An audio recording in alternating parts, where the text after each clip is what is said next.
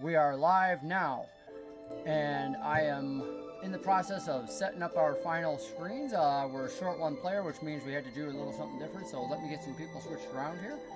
In the meantime, I'll let Death Dealer say hello, and then he can kick it over to Katrin, who is not playing Gypsy as is on the screen, but we'll be getting in the right position here in a moment. Take it away, Brocky. Hello, everybody. I'm Brock. I'll be playing Death Dealer, the Goliath Mill Fighter. Um, I don't know who he's got me listed as picture wise, but he'll get that straightened out here momentarily once we get the technical difficulties taken care of. Not sure how tonight's show is going to go. We're down a couple players, but we'll figure something out. So, always exciting. I do want to throw out there to anybody listening, we're only 6% away from imposing the deck of many things. So we'll see what we got in store. Go ahead and take it away, Katrin. Hello, everybody. Either tonight or next week will be my last one. Not sure which yet. Depends on my schedule. So it might be tonight. So either way, we'll see what kind of mischief we can get into. And don't forget, Luna's favorite enemy as a ranger is undead. So she might be willing to go down into that too and take care of things. We'll see. See what happens. Sadly, we knew we were going to be missing Eric, but not sure what's up with our friend Jordan here. Don't know where our kitty cat is. But hopefully we'll have fun tonight, and Death Dealer and I don't get dealed our own deaths. All right, go ahead, Deanna. The balance of the game is its action economy. When 5e came out, one of the things they did was they said, a lot of people complained in 3, they said, we love all these rules, but it's really easy to become so overpowered and whatnot. So they said, oh, you know what, we're going to balance things. One of them was taking into concern action economy, which is why you don't see players getting 2, 3, 4, 5 attacks. Everybody gets a second attack right around their early mid-levels and whatnot, but the game is designed around a party of 4 against your enemy, so of course your enemy is overpowered to balance that out. But it all comes down to action economy, which is why you can get swamped by a bunch of kobolds, and it's an incredibly deadly encounter because they're rolling 20 times, and if a DM gives them pack tactics and whatnot, they're getting bonuses, and suddenly you're getting hit every round for 1d4 damage by each of them doing, 20 to 30 points of damage, and you're only getting 1 to 2 attacks on one of those little critters, or maybe 2. So it's very easy to become swamped. All comes down to action economy, and I bring that up because being short 2 players can really change things as they prepare to head in to the Tomb of Markovia today as we pick it up. All right, the Abbot has decided our new woohoo! Thanks for that cheer, motivated Chic Geek and Doherty D&D. Doherty D&D cheered. Chic Geek is making things happen. So thank you. We love to have you both here and appreciate all you're doing for us. The team decided to have the Abbot, which is now Braylock, since they forcefully ascended the last Abbot. Let's just say that when the Abbot was down on his knees and they decided, hey, we need to keep attacking, and the Abbot was sitting there asking for Olarune's forgiveness last session, and they were like, oh yeah, you just need to die, and they forcefully ascended him. So it's like a forced retirement, I guess. But hey, in his stead, Braylock, our dragonborn, half dragon, has taken on the role of the new Abbot. They've spent the last few days here meeting the townsfolk, taking over the abbey, and also met a spirit, the spirit that claims to be the spirit of Saint Markovia, who says she is the one that is buried out in the tomb that they've already met, and she would like them to let her bones rest in peace, because she says there is something in there, something that Luna has already sensed using her abilities is undead on the other side, and they want to get into this and attack. And one of the other things they've asked to do was try and get into the mystery underneath the mountain that this abbey is built on. Mountain is a relative term. If you live in the Rockies, it's not a mountain like that. If you live in the Himalayas, it's not a mountain like that. This is more like the mountains of Pennsylvania, so you can hike them. Or out here on Guam, you can hike up them in a couple hours and whatnot. So large hills, if you will. Just very steep. So saying, they've left their friends behind. Their cat that was supposed to meet them at the crypt very well may have already snuck through the doors, which are partially open. They know they were chained from the outside and whatnot, and they can hear on the other side of this and see something moving around in the dim light through the various little portals that allow things in and out into this raised tomb. How are you going to get past the lock? I have an axe. Let us use that axe. Make your first attack roll of the night. This will be rolling mostly for damage, but just in case something like a 1 happens, we'll give you a comical something. 21? Does that work? Well, considering 21 not only smashes the chain as well as the lock, the doors burst open. You swing them wide, and you look into this approximately 25-foot open space, and you can see a few different coffins around. I shouldn't say coffins; they're actually stone sepulchers and whatnot. They are coffin-like shapes, and you see something on the ground hunched in the back. And it turns its eyes towards you, and you see this glowing silver in its eyes, and it rushes first on all fours, leaping up at the last moment. Roll for initiative, if you would, please. I see a 23 for Death Dealer, and Luna Amarok gets a 19.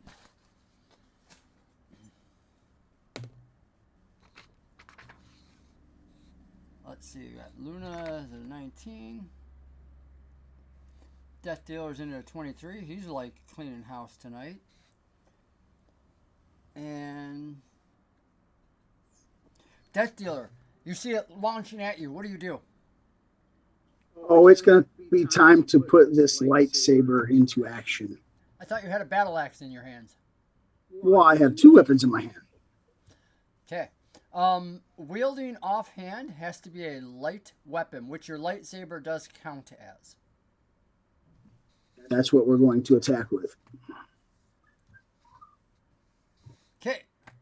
Offhand attack does not get your proficiency bonus, and it does not get your ability bonus on damage. So as a Okay. Is it considered a short or a long sword? It is considered a longsword. Does not, under longsword, it would not be considered a light weapon. Light weapon is a special property of this particular item. Because it is a magic item.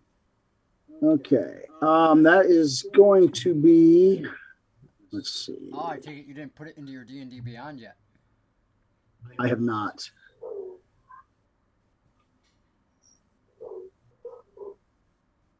Uh, 16. 16 to hit? I see a 24 there. Yeah, but you said I don't get the bonus. Oh, I see. Did it automatically figure in your bonuses? Yeah. Yeah, it automatically adds that in. So you still have your action. That's a bonus attack off the side with your offhand. As you swing out with it, 16. The ghoul takes the hit straight on. Roll for damage.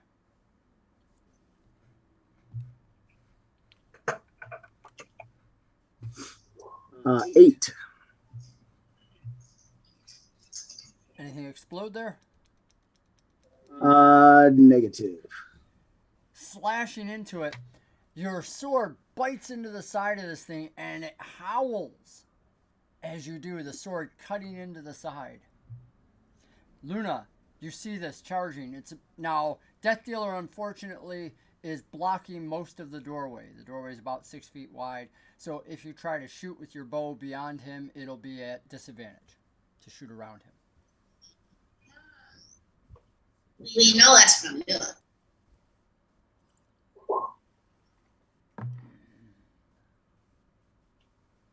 Did you just roll a 27?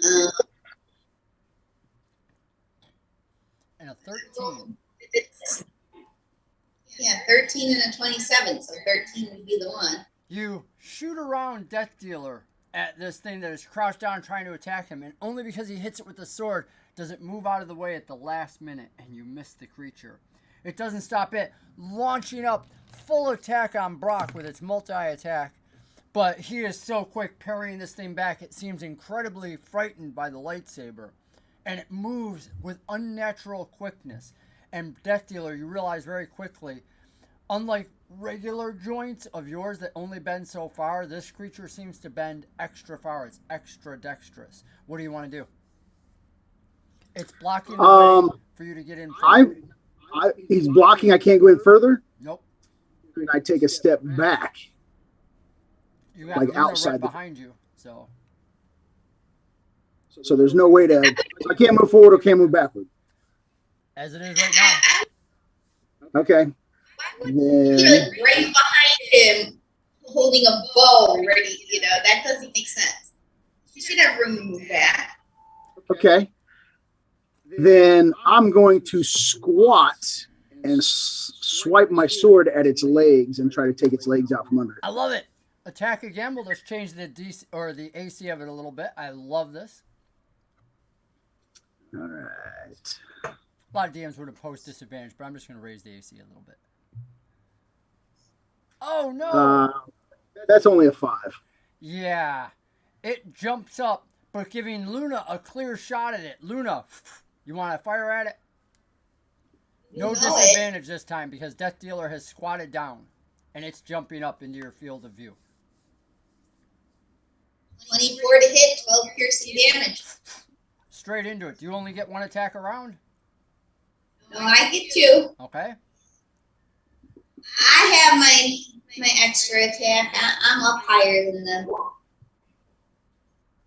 Second one was only an 11. You shoot the one, it hits it in its chest, and as you load up the other one and let fly with your second arrow, you see it as it's falling backwards. Grab your arrow out of the air and roll backwards, giving Death Dealer 5 feet of movement to get into the room and you to get in also. It is that crazy quick. As it does, it scrambles on its turn behind what looks to be a coffin or a sepulcher where the stone lid has been pushed off to the side. And you hear a voice, a familiar voice behind you say, "That's it. It's been in my tomb." And it's the voice of the spirit that you met upstairs that told you that this was where she is buried. What do you want to do? Currently, the ghoul has not attacked. It's run behind a open stone sepulcher. And you see now, more clearly in the room, where it was hunched over, it appeared to be chewing on the remains of bones and something that was alive recently. Are we able to see any other threats in the room, or is that the only visible threat?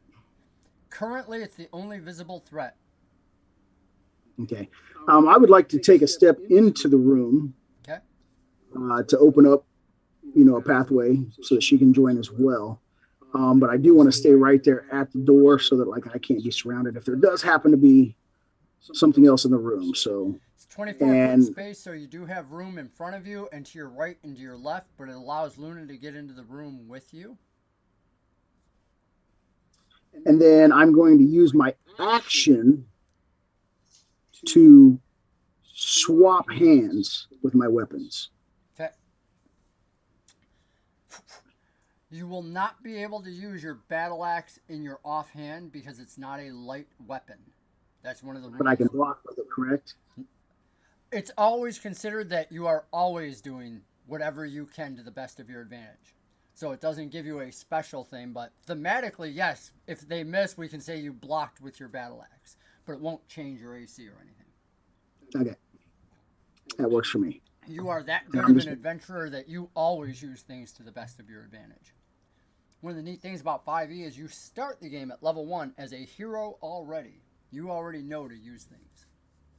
Okay. What do you want to do, Death Dealer? You're in the room 5 feet. Luna, you have the opportunity to come in behind him. Currently, you can't see the ghoul. Is it full cover? Yep. Completely behind? Yep. Okay. Out of sight. Then I'm just going to ready and attack this round. I'm not going in after it. I'm going to wait for it to come to me. Can I walk around to a spot where I can see behind? You move about 15 feet off to your left away from Death Dealer, where you can look around the opposite side of the stone sepulchres. And as you do, you can see just the rear end of what appears to be a squatting humanoid creature that you think would be the rear end of the ghoul. It doesn't seem to have noticed you right off. It's about 30 feet from you where it ran. Behind this other open coffin. I'm just going to call them coffins, but you know they're stone. They're not wood things. Yeah.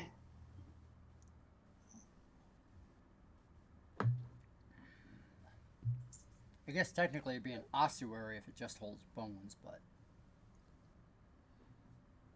we don't have to get all fancy with the terms. Oh, I almost forgot. Where are we?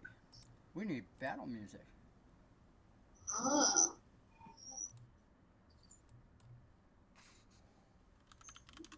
Find that.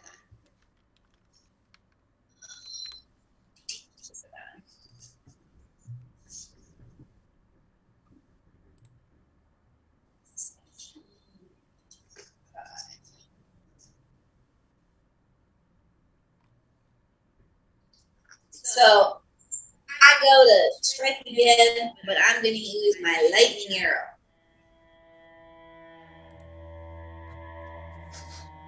Lightning crackles along your bow. Do it. Brock, as you're standing over there, you realize there's this reddish glow coming from where Luna is. Luna, not unusual for you to now be twisted by the land, your lightning not coming out quite as you would expect.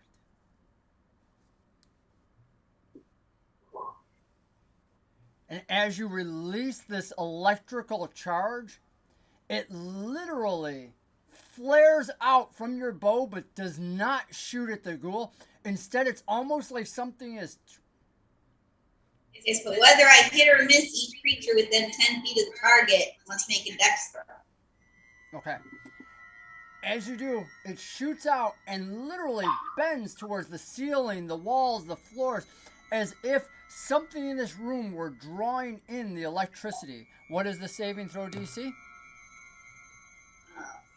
Saving throw is 15. 15, and I need both you and Death Dealer also to make saving throws, please. The ghoul howls as this red lightning goes over the walls, over the stone sepulchre, right there it's near, striking it as well. How much damage does it take?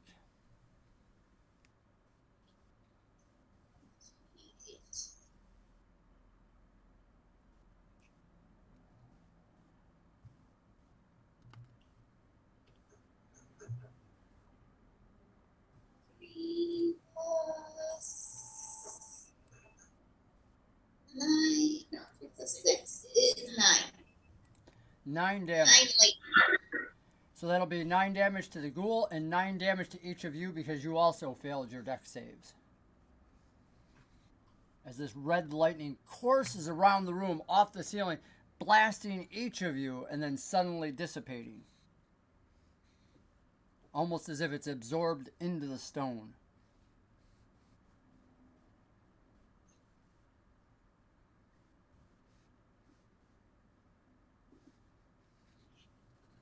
Right. Death Dealer continues to hold his action. The ghoul scampers away.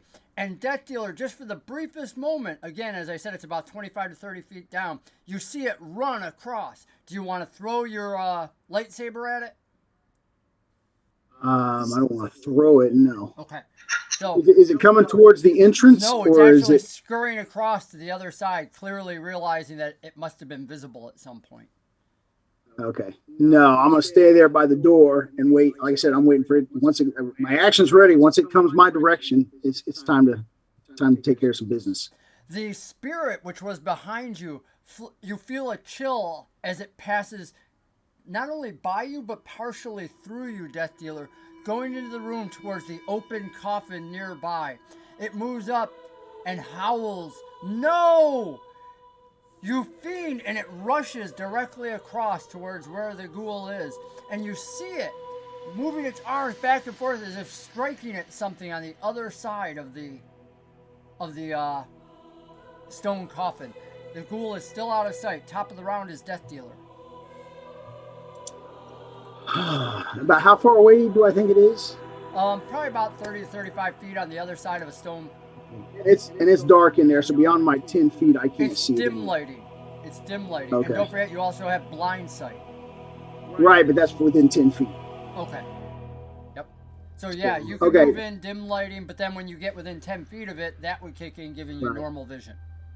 I saw Luna go around, so I think she's maybe kind of directing it, and I want to keep the distance between her and I so that we can kind of counter attack it, hit it from two directions.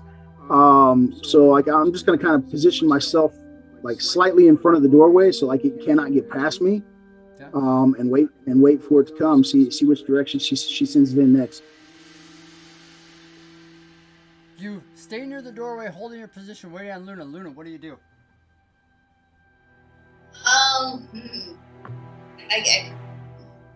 I saw the spirit going, and I'm assuming the spirit's attacking it as well. It appears to be, but you can't actually see the ghoul.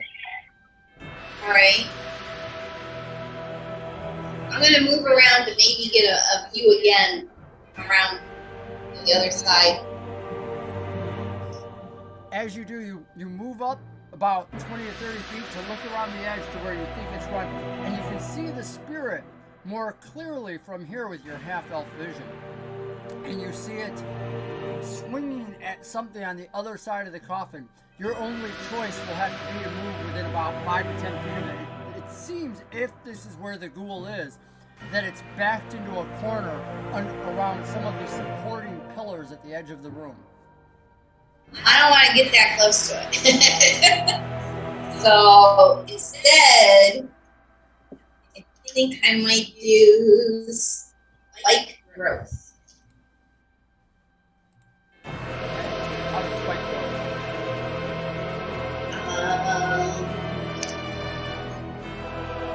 77.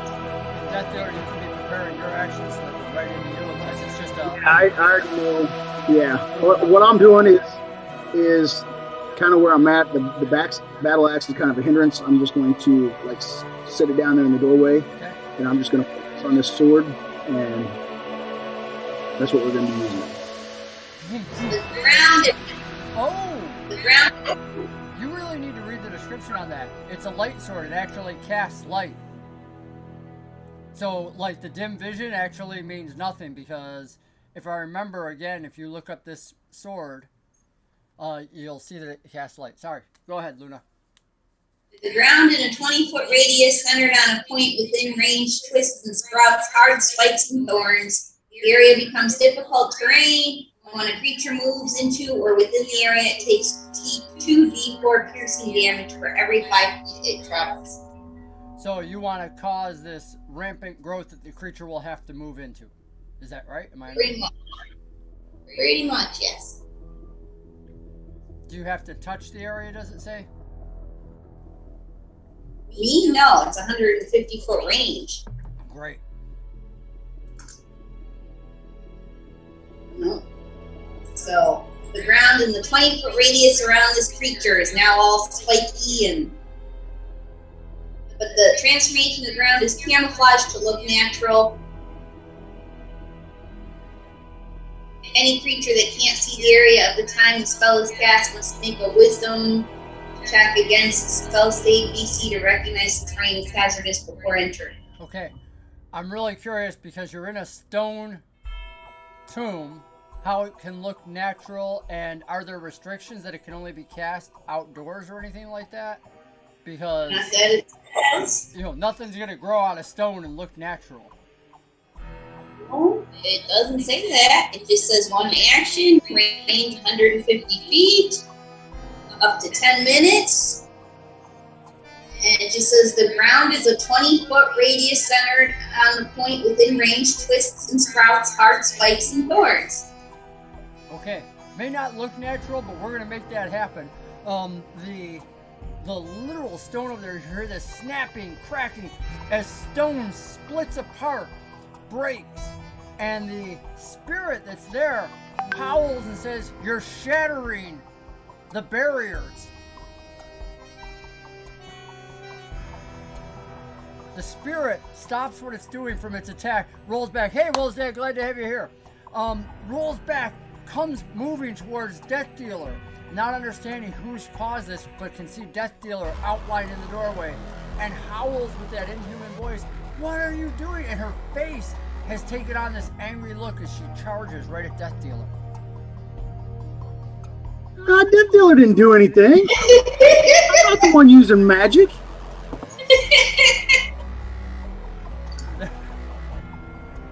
All right, Death Dealer's going to back out of the tomb because he's getting hit with lightning and all kinds of crap. So he's going to back up out the doorway. Death Dealer backs out the doorway, and the spirit you see trying to grab at the doorway, it can't. It almost looks like it's trying to pull the doors closed, but its hands pass through them as if it can't make contact with the door itself. And it looks at you and says, "Be gone! I can't trust you to put my bones to rest." That's what I'm here for. Why are you coming after me? We're trying to kill this creature in here. You're breaking the barriers. I'm not doing anything other than guarding the doorway so it can't get out. Then it's the other one, and it turns around and rushes back into the room. In the meantime, Luna, you hear something, and it's a snapping, popping of stone, and I need you to make a perception roll. Okay.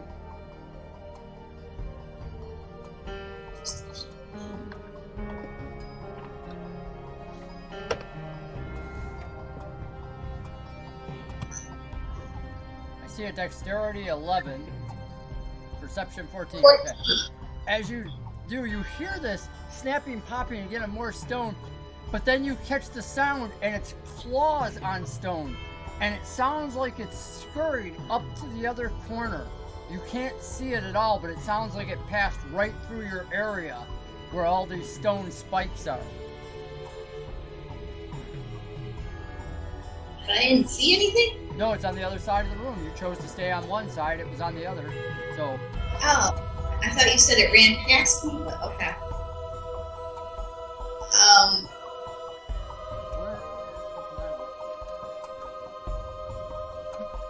what do you want to do? I have no idea. I can't see it. Nope. Hiding. I can't shoot it. You'd have to move I'll out try of your. You'd have to move out of your protected position to actually enter combat with it. Yeah, Funny how villains don't just want to stand in the open and be killed. Yes, no, that's not it. You said I had to get close to it last time, but I'm not. I have a ranged weapon. I'm not getting close. Okay. I will try and move to a position I can see it though. Shifting your position, you walk from the farther northwest corner to the northeast corner. It has now scurried to the southeast. And these are relative directions. Its rock is at the south door. It moves to this. It has moved, you think, to the southeast corner. You get to the northeast, looking down that eastern wall. You look past where your spell has broken all the stone, including part of the sepulcher right there, shattering out the sides. And you see a bloody trail, but you realize instantly this isn't fresh blood. This is that decayed flesh. You fought undead before, congealed and rotten. Little bits of itself as it ran across those spikes. And it's still not in sight. Clearly it has moved up towards that corner and might even be near the door where Death Dealer has run out. And you can see the spirit there now turning and coming back into the room directly towards you. Okay. Well, if I don't see it, I can't shoot it. So I'm just that's for the most part, my thing is I'm kind of looking for it, trying to stay out of its range so I can shoot it. You're out of range of it. You can't see it and whatnot. Death Dealer, you're outside the door. What do you want to do now that the spirit's entered back in? Once the spirit started turning away and heading back in, I'm going to go back in and try to see if I can locate this thing. My objective is to keep it from exiting while at the same time getting myself into a position for attack. Perfect. You move into the room having seen where the spirit's going, and you know that's where the ghoul was and where, presumably Luna is now since you sent the spirit in towards it. As the spirit goes floating through some of the stones towards her, the attack comes from right on your right where this ghoul has charged to. It having its own ready to action, as you come into the room, it attacks immediately. But you, of course, are always on the defense as a mercenary. You're ready for the blow. What is your AC? 16? 16. And as it does, it launches at you, wrapping these elongated limbs around you and biting into your neck. I need you to make an athletics roll to try and break free of it. Which should be easy for you. You're super strong. You're a big guy. 22. Literally, as you take this thing, which is biting into your neck, you grab it and flip it off, breaking free and throwing it down in front of you. It's done damage to your neck, and as you pulled it free with its claw... Ooh, that exploded. Hold on. All right, not bad.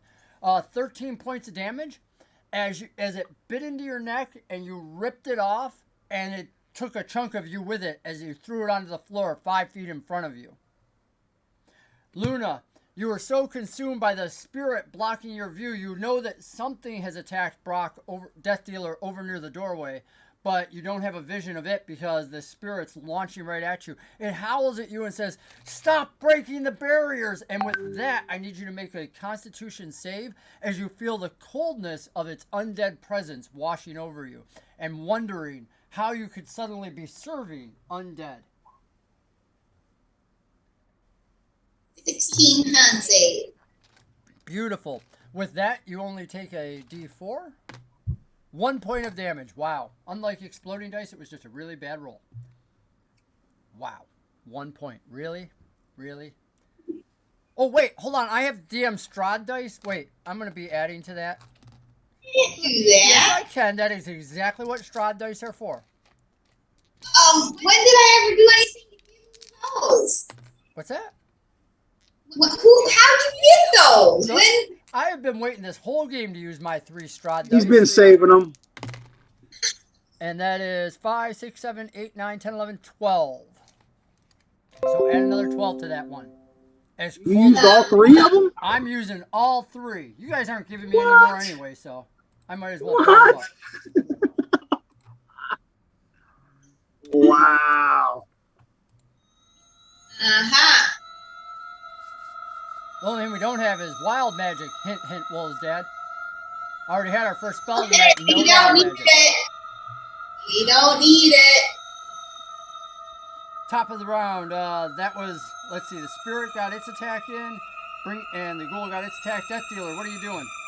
Yeah, I'm going after this thing. I threw this thing down, and then I'm immediately swinging the sword straight down at it. Move in the 5 feet, right in between. Coffin to your left, coffin to your right. Being right in front of you, swing away. 18. Do some damage.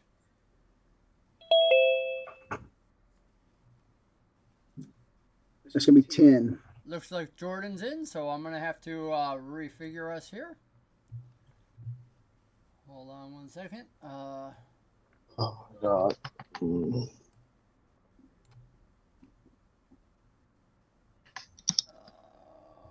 moment here. We'll Hello? get everything in place.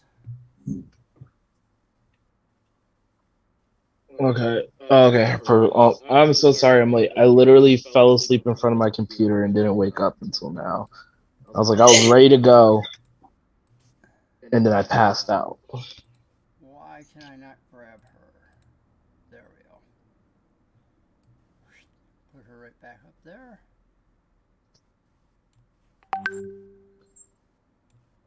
That's good. All right, we'll lock her in place. And Jordan is back in, and he's in his place. Death Dealer's in his place. I think we're good. All right. Although I do not hear any of my Sirenscape. Where did my Sirenscape go? That was 10 points of damage, and I would also like to use an action surge and take an additional action and swing again.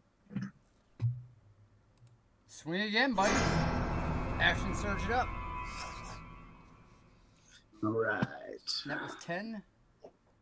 8, 7, 8.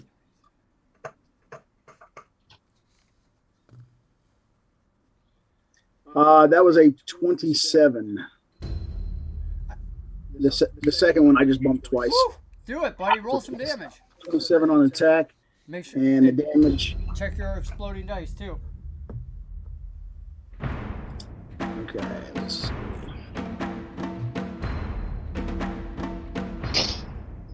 Nope, no exploding. Okay. Another 12 damage.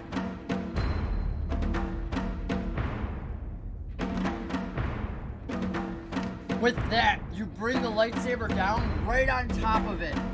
The beast growling as you plunge it through this undead being, cutting through shoulder into sternum. And you see the limbs twitch, trying to almost like paddle through water until they just stop moving altogether. The spirit on Luna continues to battle with her, shouting at her with this unhuman cry.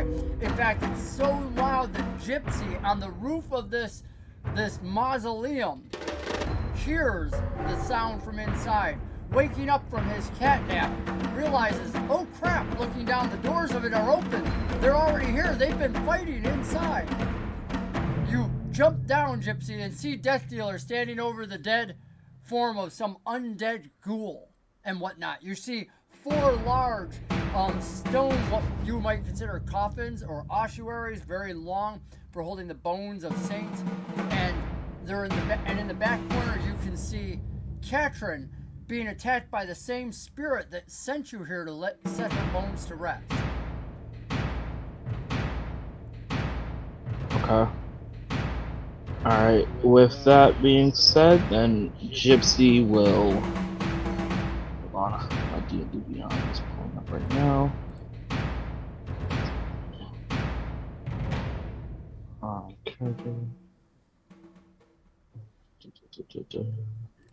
Death Dealer yells really loud.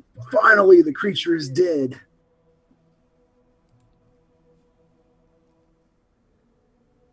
As he does, the spirit that's attacking Luna stops its further attack. Luna, who seems stunned by what's happening to her, as this undead on top of her is just like chilling her to the bone. It lays off, moves away from her, floating through the coffins back towards the thing, looks down at it, and then floats off towards all the bones near the back that it seemed to be chewing on when you first entered.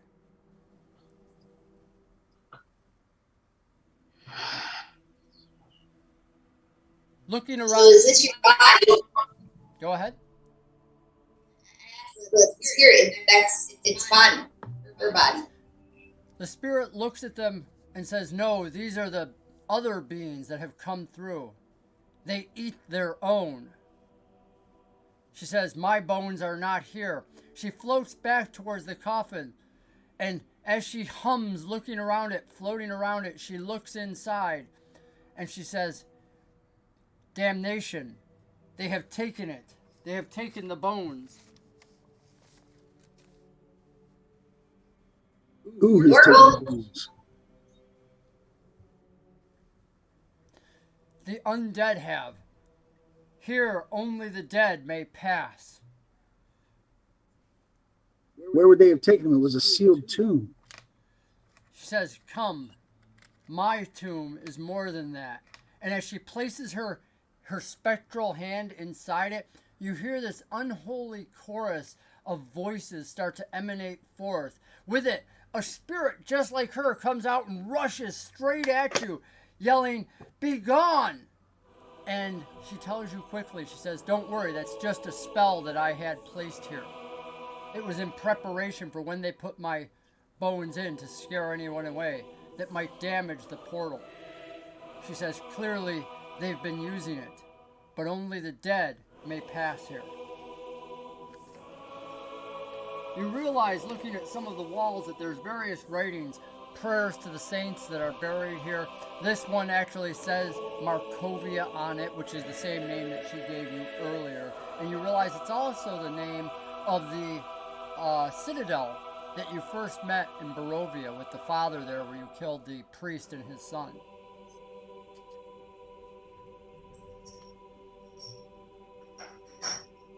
Is she like leading us somewhere, or is she just having us look at She look wants around? you to look at the coffin. Okay. I'm gonna investigate. Check it out. As you So you created a portal for the dead in the land of the undead? I'm like really confused as to what you were thinking.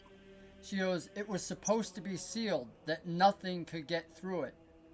She says, we wanted the dead to rest. We did not want people disturbing what lay below. So my body, which was holy, should have remained sealing this place. But clearly, someone has done something to open this back up. And as Death Dealer is checking it out, like places his hand in it, you feel this push back. You can see the bottom of the stone coffin, but you can't reach within 15 or probably 15 inches of it, maybe a foot, foot and a half. You can only go in so far before the sound becomes this black energy pushing back at you, up over your hand. It feels cold, and you feel a resistance there. And she says, only the dead may pass. They've taken my bones below.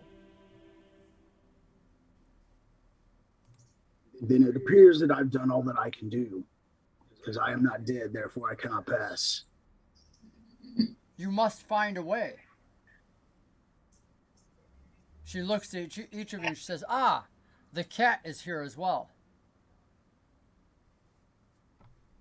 Why can't you go down there and get him? She says, I may not affect physical things any more than I could close the door. It's why I need you to retrieve my bones. Once more, lay them in the coffin and seal this place. And how do you propose that if only the dead can pass? She looks at you and says, well, I wouldn't suggest dying. Nor would I. Is there any other way in there? She says, clearly, anything dead may pass. You could easily take those dead bodies and throw them through. This will be the party's puzzle. Figure out a way to get past the portal. What if we hug a body and go with it? She says, I've never heard of such a thing before, but I wouldn't stop you trying anything. I'll give it a try. I'll ask, what will we be facing on the other side? I don't walk into anything blindly. While Luna goes over and grabs the undead ghoul that and hugs it to her chest and starts lumbering it back right past Death Dealer. Death Dealer asks the spirit what she'll be facing. She says, down below are the catacombs, the undead, that which no living person should ever see. But if they're using my body, my bones, then clearly they're using the holy to break open the seals. With that, you watch Luna take this big thing, and as she puts it on the edge of the stone thing, she kind of flops with it into the coffin, falls into the coffin with it, and disappears in a flash. A black flash, just like she passes out of sight.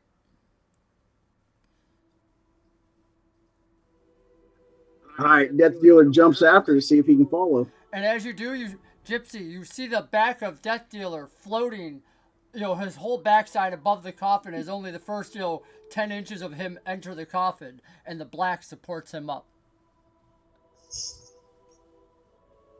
Okay, Looking I around, will... Gypsy, you see what they did not, or what they saw when they first entered. There was a ghoul at the back of the mausoleum chewing on the bones of the dead back there. And the spirit just told them that it's more modern dead, these creatures at the back, and that they feed on their own. Okay. Then I will just repeat the process they did. Guess I will I'll find a dead body, but knowing I can't carry it, I'll use primal savagery and cut open its guts and cover myself in dead bile and walk through. Oh, how interesting. While Death Dealer's doing his I'm floating on non-watery water over here, bathing in the necrotic energies, Jordan, Gypsy rips open into this, and the being had already been chewing on it. We talked about the necrotic, blood that's days old and starting to coagulate and whatnot. And you roll in the filth of this thing, taking your purple and green and matting it down with blood and gore till you go back up and stand on the edge of the stone sarcophagus looking at Death Dealer, who's blocking the entire way as he just kind of floats on the energy like it's cool, holding this glowing... Well, he's not gonna stay there. Once he realizes it didn't work, he's gonna scour the tombs and look for another body or something. You get up, see Gypsy at the side of it, as Gypsy gives you that little cat blink, steps into the darkness and falls through into nothingness, surrounded by black. So now I've seen a dead body go through being hugged, and what appears to be a slaughtered cat go through. So I'm going to scour the tombs, see if I can find anything handy. I'm going to grab my battle axe, and if I can find a body or an arm or a leg or something, I'm going to grab that and give it another try. There are the bodies at the back that the ghoul you just killed was actually chewing on. And you realize now, examining them, that it's 2 or 3 others. And upon examining them, you notice something interesting. These appear to be the deformed beings, very similar to what you have in the Abbey. Only these ones all appear to have started to rot, like that zombification that was happening to you. They appear to have become the undead. But you see various things, like one seems to have spider-like mandibles coming out of its mouth, and the other one has numerous eyes all the way around its head, as if it could see in every direction. They're chewed up. Some of them appear to be only children. But they are clearly dead, correct? Correct. All right, so I would assess that there's no way that they're gonna like reanimate. They don't appear to be reanimating at the moment. If I feel they're intact enough, I would then slice through them with my light sword. Easy enough. You start dismembering them and whatnot, and you find no reaction from any of them, just to be sure. Yeah. Better to double tap. And if I don't find anything, because obviously before I use them, I'm gonna search them, see if there's anything worth snagging on them. And if not, I'm gonna gather up some of the body parts and like toss them over my shoulder and stick one under my arm and head over and try to jump back through. You have a few coins and what appears to be a small child's gold bracelet with trinkets upon it. As you do, well, thank you very much for gifting that sub, Doherty D&D. We appreciate it. And Chic Geek, we hope you continue to tune in now that you're subbing with us. You place these body parts, one under an arm, one over your back, one in the sheath, one down each pant leg at your greaves, and pretty soon you've got, and just for the sake of it, you take that one with the spider-like head and hug it to your chest, and a moment later you go to do the black energy surfing again, except the black energy parts ways and you follow through. And you hear that same familiar Markovia humming behind you as she goes, how interesting. Woof. And you hear something behind you like a woof, and almost like a diving sound. Inside, Luna, you've fallen into pitch blackness. You find yourself skidding across the ground. Opening your eyes. Now, you can see in pitch darkness, correct? I just want to remember correctly. I thought so. Yeah, limited vision, but you have darkness. You find yourself in a room similar to the one up top, about 20 feet by 20 feet on the side. You can see a doorway on the far wall and a doorway on the other wall. The doorway on the other wall appears to be open, and you sense a staircase beyond it, so you can kind of sense in the darkness. The doorway on the one wall appears to be just that. It's a doorway, but no door is there, and it appears to be solid wall. Why you would build a faux doorway seems unusual. There's 2 what look like brass braziers on both sides of it. You also see a bunch of littered remains on the ground, and you see more and catch the scent immediately of undead. You're still checking out the room when all of a sudden Gypsy rolls in behind you, gets to his feet, and you look over at him and he's covered in guts. You're not, because you dropped the body as soon as you came in. Gypsy, you just rolled into the undead ghoul that they killed, that Death Dealer put the death blow to up top, that she electrocuted. Yeah. And you avoided getting electrocuted earlier, which was pretty nice, by sleeping through it. You guys get a round or 2 to look at things while Death Dealer is technically searching up top. He's a few rounds behind you.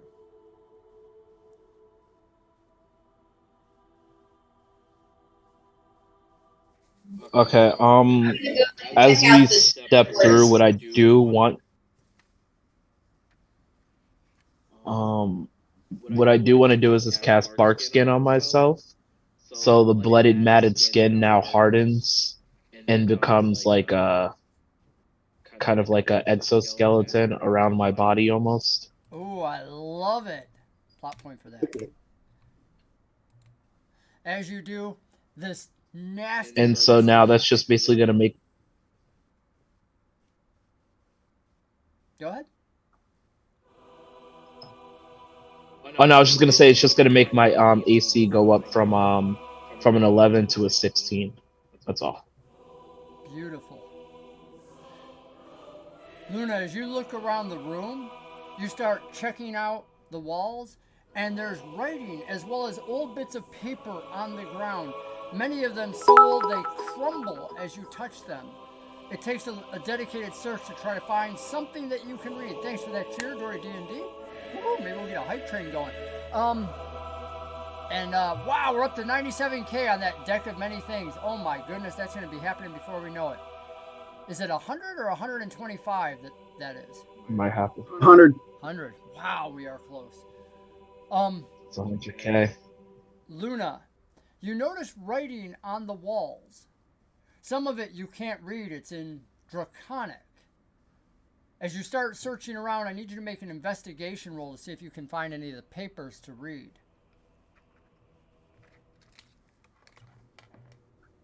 Gypsy, what are you doing during this time? You finished casting your spell. Do you want to go check out the open doorway? Do you want to sniff around at the body that they killed? Do you want to... I don't want to presume what a Feywild Grimalkin would do. Yeah, no, you're fine. Okay. Gypsy?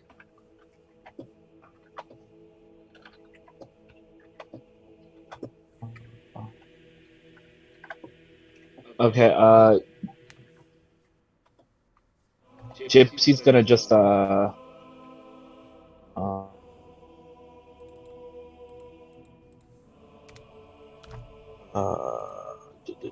I just go to the open doorway and see what's behind it, see what's on the other side.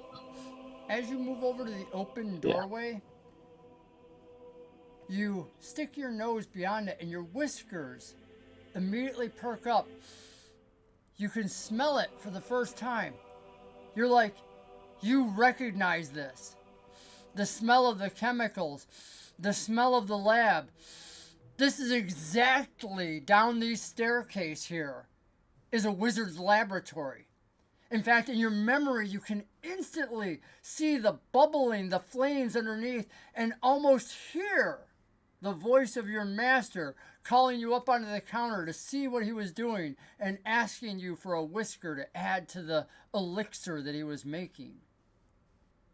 And you realize it's just down there. It's right around that time while you're looking down the stairway that Death Dealer comes crashing into the room and hitting the body as well. And you see him looking over. He's in darkness now. He can only see 10 feet. And as I already said, the room is 20 feet by 20 feet, which puts Gypsy too far away and Luna over at the other door, probably a little bit distance. Again, for purposes of relative, you guys all tumble through on the south wall. The faux door is on the east wall. The stairway is on the north wall, 20 feet away. So the east wall where Luna is probably about, I don't know, 10 to 15 feet from where Death Dealer is, ballpark. Death Dealer's going to call out, "Where'd you guys go?"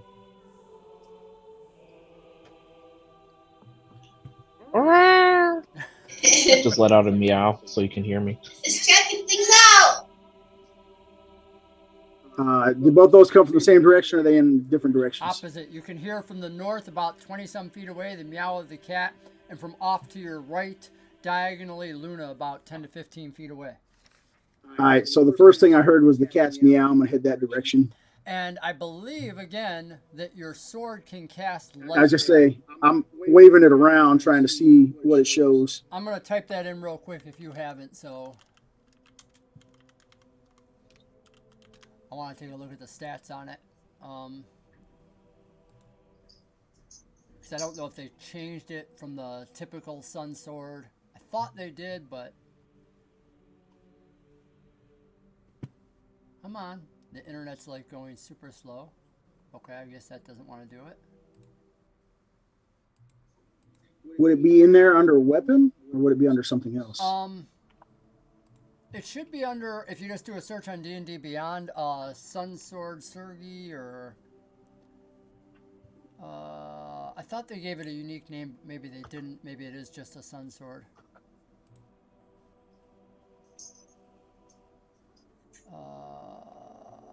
Okay, I found it. Curse of Strahd. I'm going to do it the fast way. Internet search. Strahd. I found it on mine. It came up under Sun Sword. There we go. Yeah, well, I know there's a regular Sun Sword right out of the DMG, but I didn't know if they changed it at all for Curse of Strahd.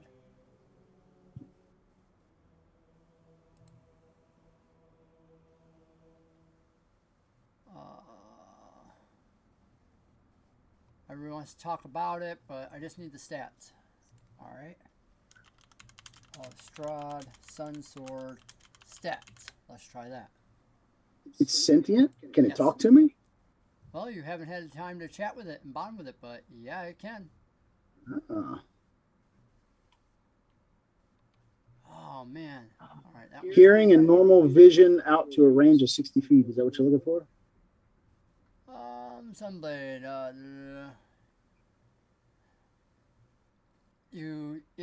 so you actually have to cause the blade to appear as a bonus action.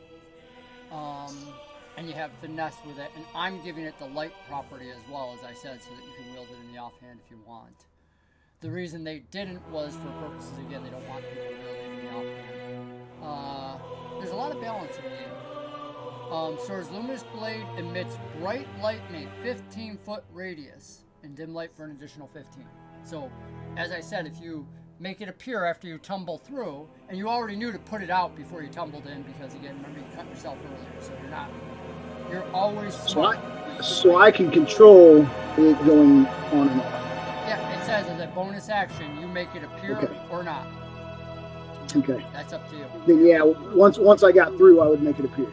So a moment later, boom, the sun sword comes to life, your lightsaber emits, and you can see the room because it's a radius of 15 feet. So it lights up the room, and you can see Gypsy over at the northern door, and you see Luna at the eastern door. Looking at the wall behind you, there is no door. It's a solid wall covered with strange runes and writing on it. And you see the same thing as Luna all around. Luna, who's been poking through the paper, appears now to be looking at paper in her hands.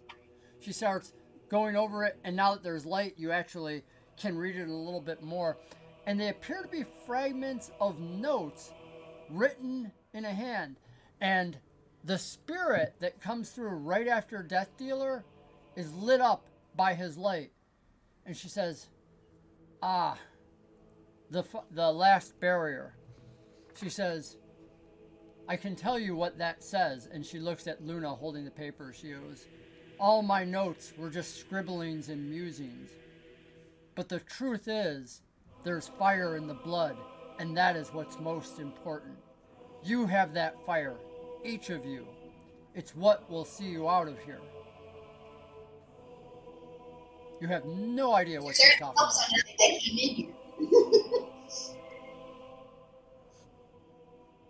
She starts looking around, and as you do, Gypsy, you can hear the footsteps of your master coming up the stairs towards you. Death Dealer, as you're looking around the room with your sword on, you realize something that Luna and Gypsy did not with their dark vision only. You realize looking above you, the ceiling is not 10 feet above you, not 15 feet above you. It appears to go on into darkness up above you, as if you were standing at the bottom of a long pit. And as you shine the light up there and look, you see something moving, climbing down the walls. It's like bits of shadow. I holler out, hey guys, we have incoming up above.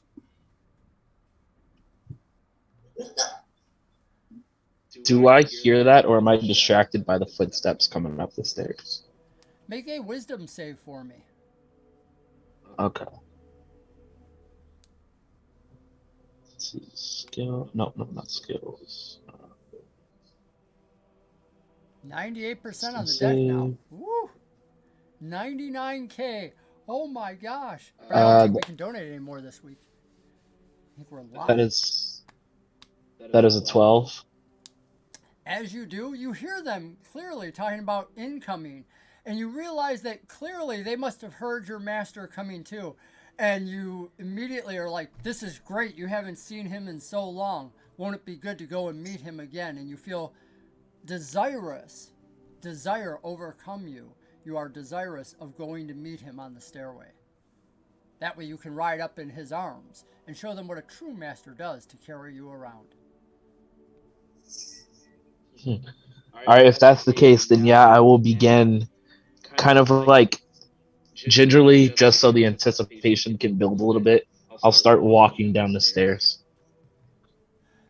You get about 15 feet down the stairs and you see him, just like you remember him, walking up the stairs, one step at a time, puts the staff up, takes a step, it just walks up, and he smiles at you with open arms, welcoming you to jump into them once more. I will run and take a big leap into his arms. A moment later, you're wrapped up in his arms and you purr against his chest as he tells you how good it is to see you. And he strokes your head and your back and he pulls along your whiskers and he says, I'll just need a whisker from you soon, my little friend. And he turns and takes you down towards the laboratory, down towards home once more, that you can see and be part of his experiments. Death Dealer and Luna. Luna, you heard the shout, incoming. Death Dealer, Luna, I need you to roll for initiative. Did I see him carrying a cat away? No, you just saw the cat walk down up the stairway. He sniffed at the doorway and then walked off. You actually never saw it because he went to meet his owner. Okay. Because I would start following that way to find out where the cat's going. So he yells incoming and then but takes if- off, Luna. Bye! See ya! Have fun! I'll stay at the doorway. I'll be leaving, but letting you know something's coming. Enjoy your undead. Well, I don't mean right away, but I mean I'm going to be heading that way, so I'm gonna head over like into the doorway to see if I can see where he's going down the stairs. Oh, it was so much more comical thinking you were just leaving. we should let You know how that works out for you. Can I though? I know you said the master wants to take me downstairs. I want to speak to it and speak to my master and say, wait, before we go down, can we keep going back up? I want to introduce you to some people that have been helping me.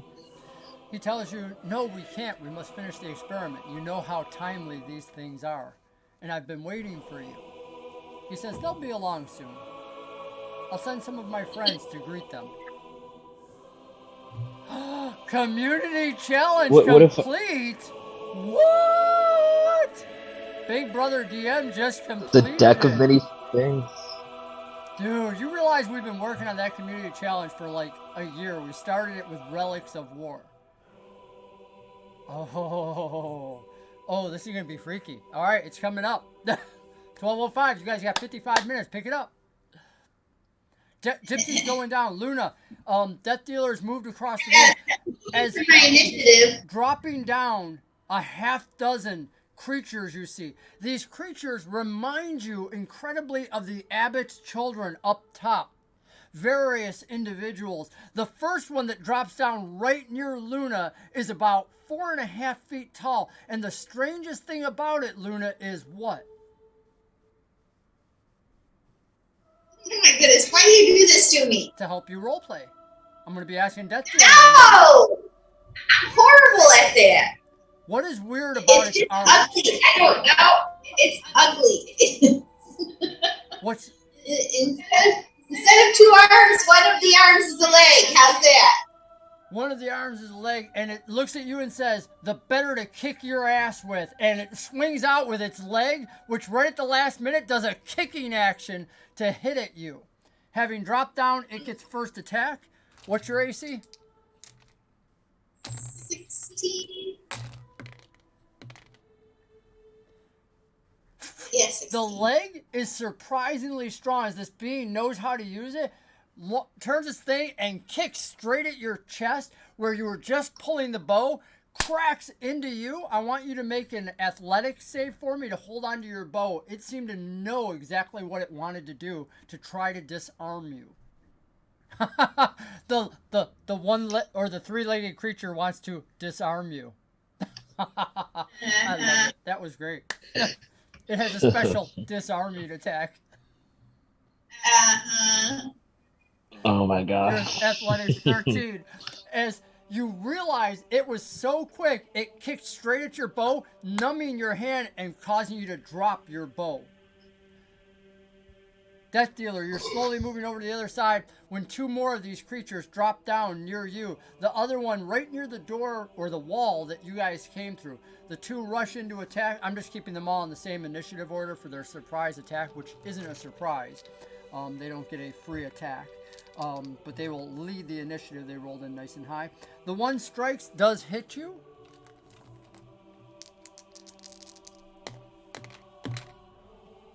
This one, which is launching out, its arms are actually snakes, and as it goes to swing, you realize they twist on their own, and you go to parry off the one with your light blade, and as it does, it moves in with the other one and bites right at you. As it does, it burns this mark in your side, does 8 points of damage, and the fangs seem to inject something into you. I need you to make a con save, please. 11. 11. You suffer the poisoned condition. Poisoned will do disadvantage on all attack rolls and ability checks. Okay. As it just ingests this fangs into you. The other one goes charging at Luna so that it'll be a 2-on-2 battle. Gypsy, you don't hear any of this in your background. In fact, if anything, you probably, if you were able to hear anything, would be the greetings of friends greeting your friends just as their master told you they would. Luna, you're up. Or Death Dealer, I'm sorry, Death Dealer. We're keeping the same initiative order. Death Dealer, top of the round. Okay. We're going to attack with the Sun Sword.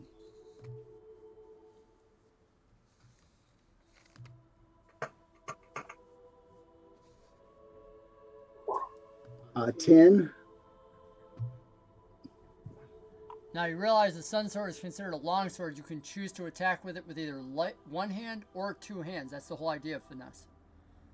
Yeah, but I've got the axe in the other hand and I can't swing with it. Okay. Because I didn't leave the axe behind. Nice. Nice. And don't forget that it is a +2 bonus on attack and damage rolls with your D8. So.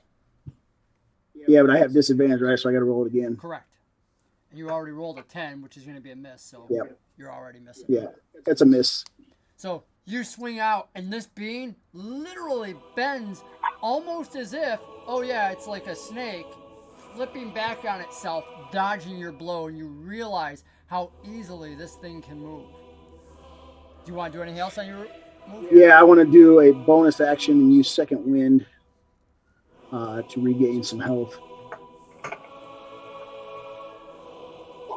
It's going to be 14 points. You suck in your breath, readying yourself for your next attack.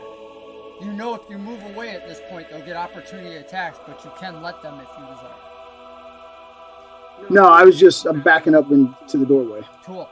You use the top of the stairway to your advantage, trying to keep them from, and you do successfully, keep them from flanking you.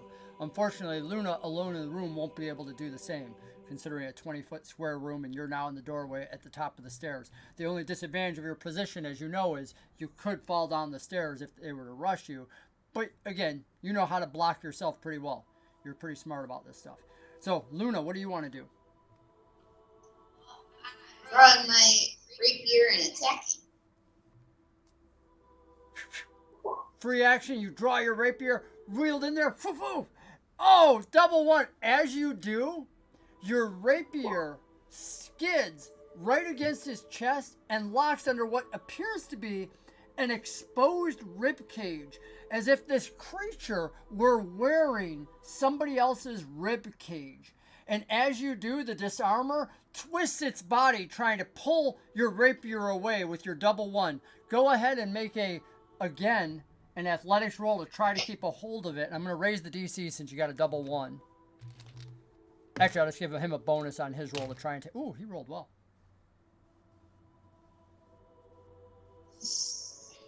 Athletics 10. As you do, you pierce in and it slides through his ribcage, and as he twists his body, he yanks it from your hand, just stopping you from being pulled forward into his one-legged kick again. And he smiles, his rapier still sticking through this external ribcage. With that, you see the other one come circling in behind you.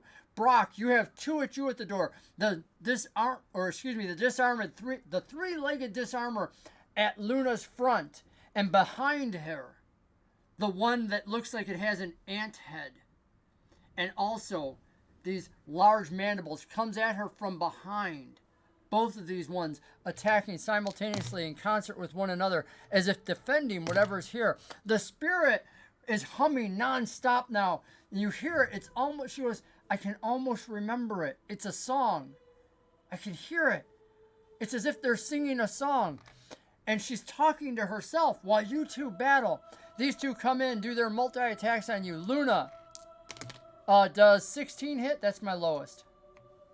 What's your AC? No. I should just ask your AC. Oh, actually, yeah, I guess 16 does. 16 is my AC. 16 is your AC, okay. Alright, that one explodes.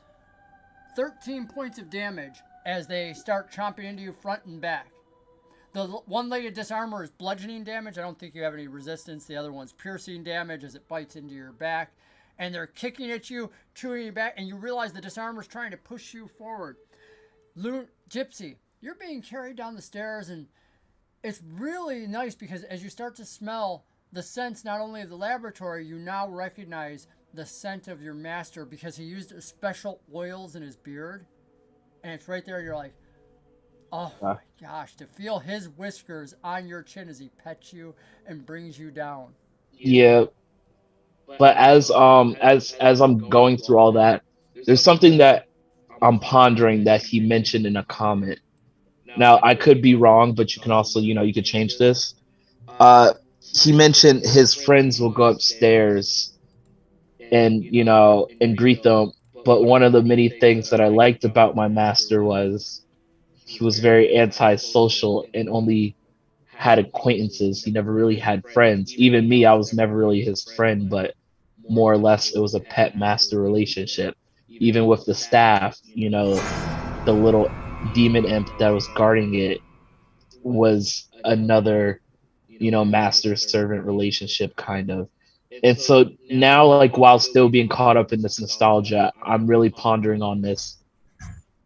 You have friends? I don't remember you having friends. He says, as I'm still like,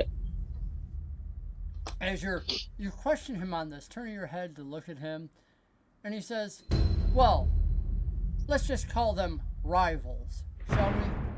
He says, the other wizards from across the realms, we share knowledge once in a while. And it's time that we all met again. I'm sure you'd like to meet them, wouldn't you, my little friend? Can I insight that? Because I just feel, yeah, something's off about that. I liked you because you were antisocial and did your own stuff.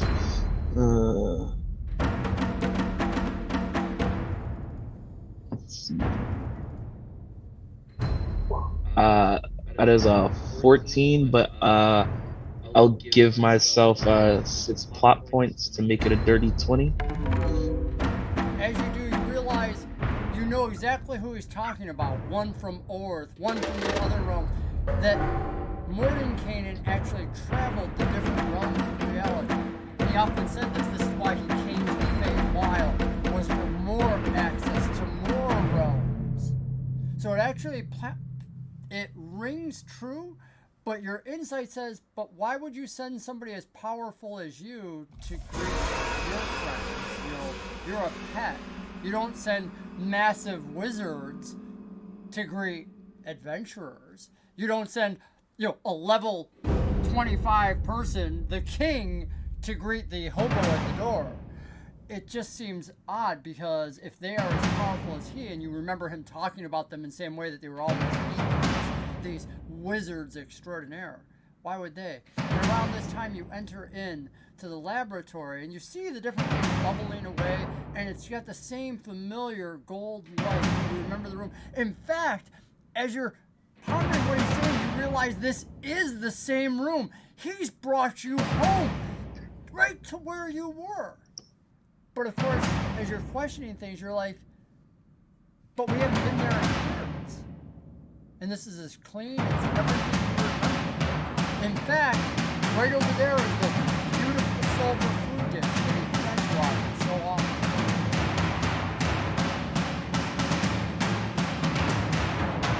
I'm gonna try and leave his arms.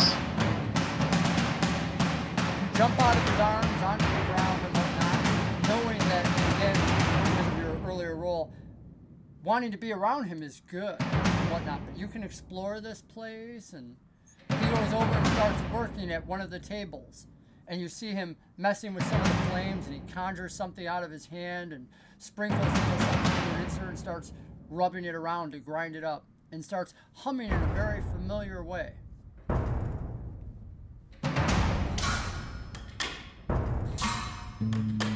Okay. Want me to cut back to these I guys? will after.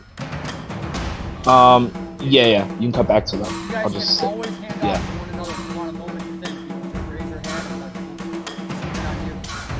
Death Dealer up top.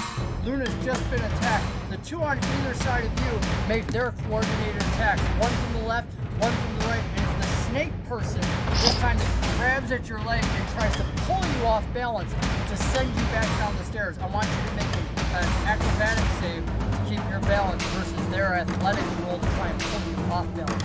Oh, they rolled that. It says that you're quiet compared You to have the music. disadvantage, so you still have to roll. All right. That's a 9. Thank you very much, Sheik Geek. I just adjusted that. The new music came in. However, I would like to use 4 additional plot points to make that a 13. 9 plus 4 is 13. Probably shouldn't have told you that they rolled low. Am I correct? It is absolutely right. Your 13 beats their roll of a 9. So, bam, boom. It tries jerking you off balance, but you just shift feet, stepping back one step and getting your attacks. Go ahead and you're up. Okay. So the other one missed on that. Yes. Only one of them. Okay. So I would like to use one of my maneuvers. Let's see. Where's that here? Okay, I'm going to use my repost. So when a creature misses me with a melee attack, I can use my reaction and expend a superiority dice to make a melee weapon attack against it. So that's what I want to do on this. Okay.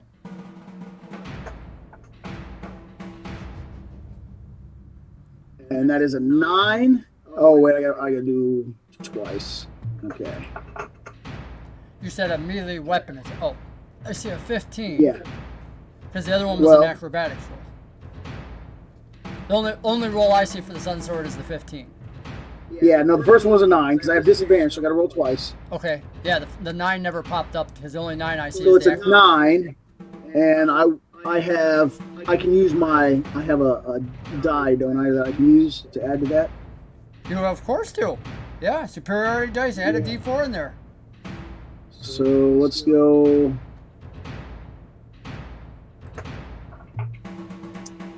That's a 2, gives me an 11. Does that hit? You strike out with it, and because it was already bent over doing it, you're able to strike in, roll for damage. Okay.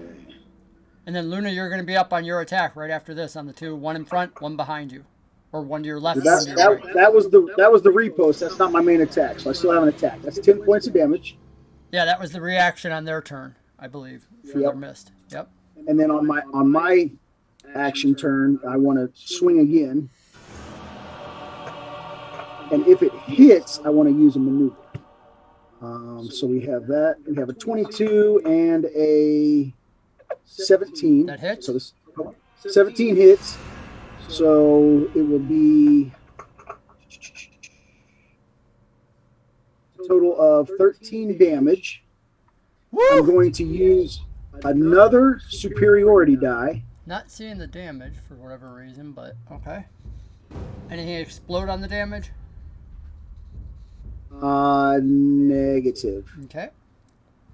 And on the maneuver, I want to use the sweeping attack. When I hit with a melee weapon, I can expend one superiority dice and deal damage to another creature within 5 feet of the original target and within my reach, equal to the number you roll on a superiority die. Is there a limit on the number of superiority dice you can use on a turn? Yeah, I only have 4. Yeah, I said on a turn. Oh, on a turn, no. Okay, great. So, yep, do that. You sweep through, cutting through the one, cutting the snake person in half. And it goes launching right into the person next to it, burning as it hits. For 4 points of damage. Yep, that one's taken 4. Luna, you are up. He's down to 1 opponent. Alright, I still got my sword. Yes. No, your rapier is in him, remember? Remember he disarmed you. Okay. Yeah, that's what I thought. Okay. So, I don't know if you have other weapons. You're Luna, man. You're a ranger. You always have something.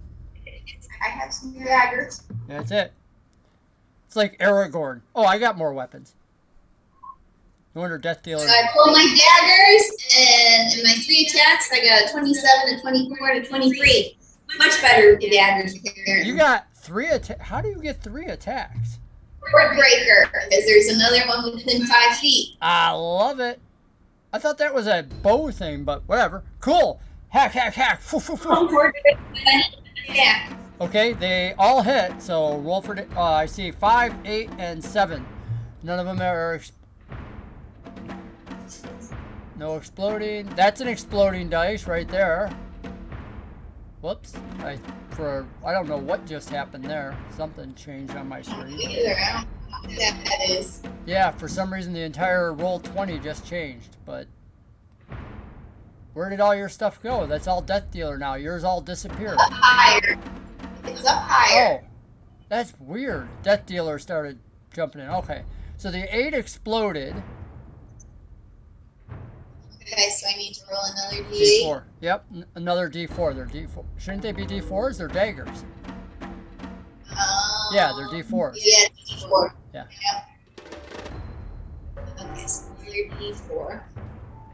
Basically, hack, hack, hack.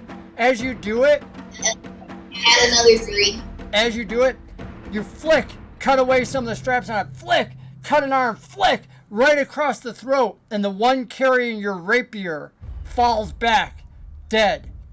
In a moment of sheer flourish, you spin the dagger, putting it back, and draw the rapier from its side as it falls. You're now rearmed with your rapier in one hand, a dagger in your offhand, prepared to attack. Death Dealer, you've already downed 1 foe. Luna's done the same. Gypsy down below. Before I get to you guys, I'll start with the abomination attack right after we see what Gypsy's doing down below. Now free to explore your home once more, Gypsy. Your silver food dish you realize is empty.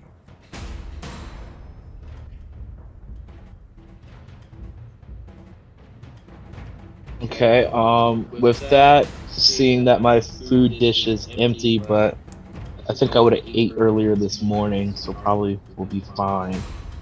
How long has it been since he walked me down the stairs and said my friends would come down? A minute? Maybe 2? Not long at all. Alright. I guess I'll find a spot that I can perch up to, on a shelf or something, because usually I'd always watch his experiments from close by, but still up on a shelf, and so I want to hop up on one of those. And I know there's a spot that I usually always go to that I could jump on. You jump up from one to the next, and pretty soon you're on top of a familiar bookshelf looking down at him. And in fact, you see he's doing the exact experiment that you remember. You remember when he was brewing this potion. A potion that he told you that if imbibed would be able to allow new life to somebody, literally revivifying them from the short grasp of death and bringing them back to life. It's the same one that you remember him asking for your whisker for. And he gets to a point, and just like you remember, he walks over to you and says, I just need a whisker, my friend. And he reaches up, waiting just an inch or two from your face for you to put your face down, allowing him to take a whisker. Or you could pull one out. Has he ever asked me for a whisker before? Yeah, this exact same experiment. It's just what you remember the exact same way. But I remember this happening already.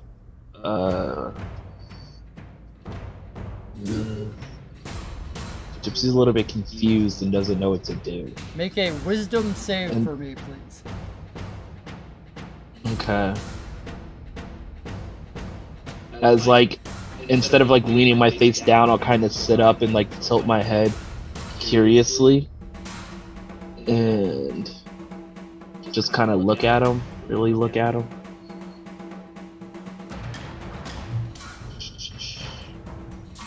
Wisdom save. That is a 12. How many plot points do I have? 18. 18. I'll use another 6 to give myself an 18. Okay.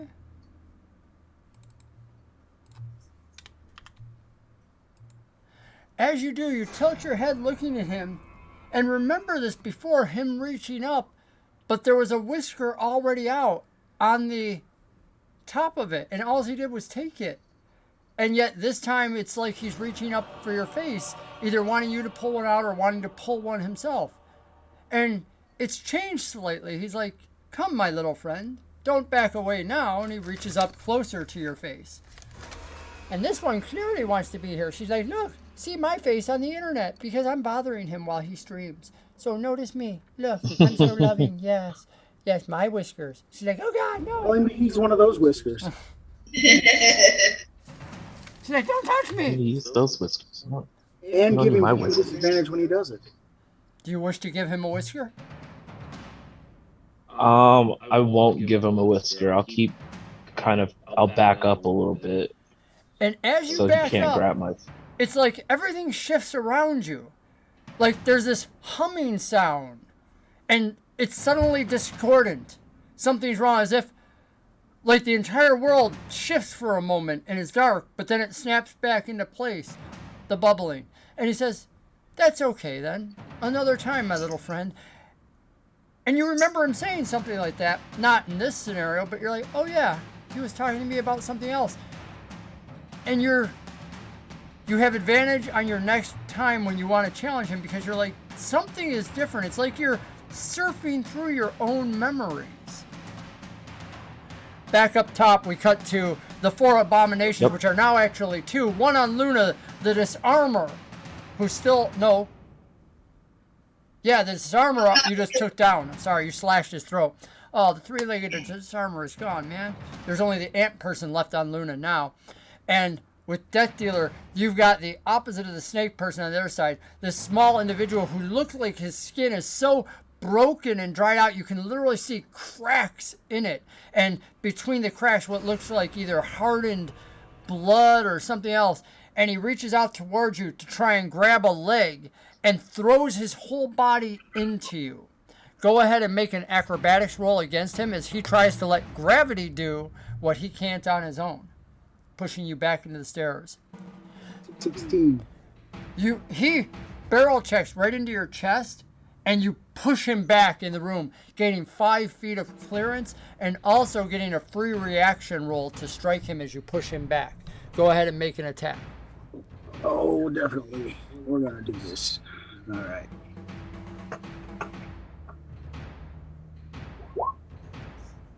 Roll for damage. Oh, you Yep, I got yeah, you disadvantage. do have disadvantage. Thank you. It's still a 16? hit. Yep. Disadvantage. All right, 16. Luna, you'll be up right after him to make your attack. Damage is 12. Whew! As you do, your sun sword pierces through, and as it goes into him, you see all the various cracks along his whole body light up as if he was a broken mosaic. The red that was holding his skin together turns from red to pink to bright light, and he falls apart in this shattering glass sound as bits of him fall to the ground. And you realize as the rest of him falls to the ground, these bits of flesh left. The skull, which seemed too big, rolls back across the ground. The bits of flesh around there, and nothing of the insides of a person left, as if people had cut bits of flesh and stitched them together around a hollow inside with nothing but a skull there at the top. Luna, you're up. Alright. This is their attack. That was just reaction. With a 26 and a 16. Both through 6 piercing. Woo! And any of those explode? Or is that No. 1d8, 1d8? No. Alright. So, stab. As you do this, you poke into this individual. Both of the ant's eyes striking into the skull. And the ant falls back. Dead. Down on the ground. Its legs and arms still twitching. Those strange chitinous joints moving. Death Dealer, you look down at what's left. The spirit, which has been humming, and says, "It's the song. It's the same song in my youth. That's my skull."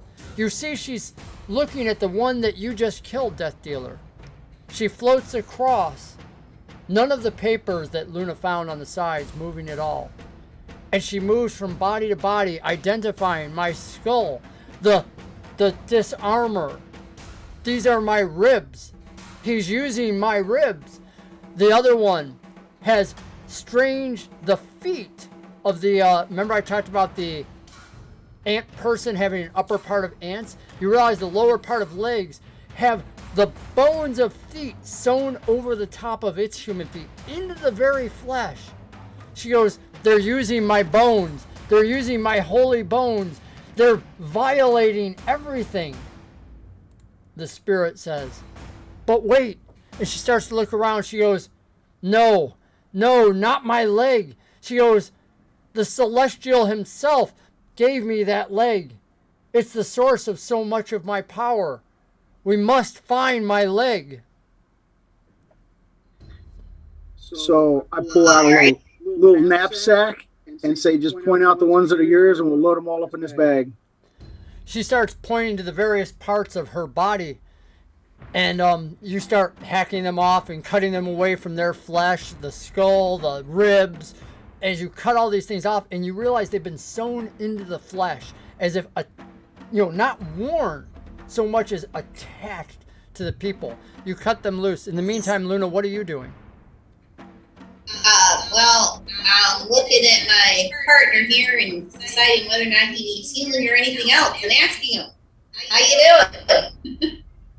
Go ahead and hit me up. Alright. Let's see. I will do that for him. Whoa! And that's for him. And as she does, you feel a familiar sensation. Because it's within the first 30 seconds, there's a burning around the various wounds that you've taken from the poison. The poison condition is removed from you. You no longer have to roll with disadvantage as she casts Lesser Restoration on you. And you're healed up for the 21 points. You soon have a sack of many of the bones. But she says, "We must find the others." And now she's humming non-stop. Humming, she goes, "Quickly, this way." And she starts leading you down the stairs. Alright. Once he's got all that to go with, yep, I get my bow back and we do it. That's the direction of the cat. We were going to head that way anyways. Yeah. She floats down the stairs ahead of you. Death Dealer using his sword to light up the stairway as you come down. Gypsy, you're laying up top looking at him strangely.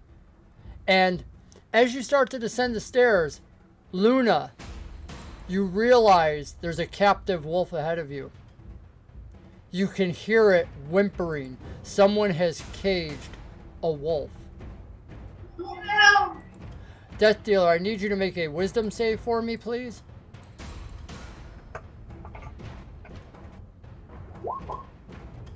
Ten. And as you descend the stairs, the familiar smell of garlic cooking, shrimp ahead of you, the best meal you've ever had. Oh my God, it's like you're heading back to the seaside once more.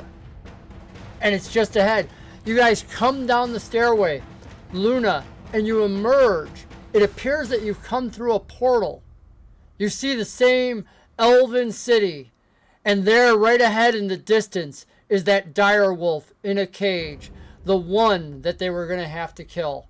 Oh my gosh, you've been brought back here. You're out of Barovia once more.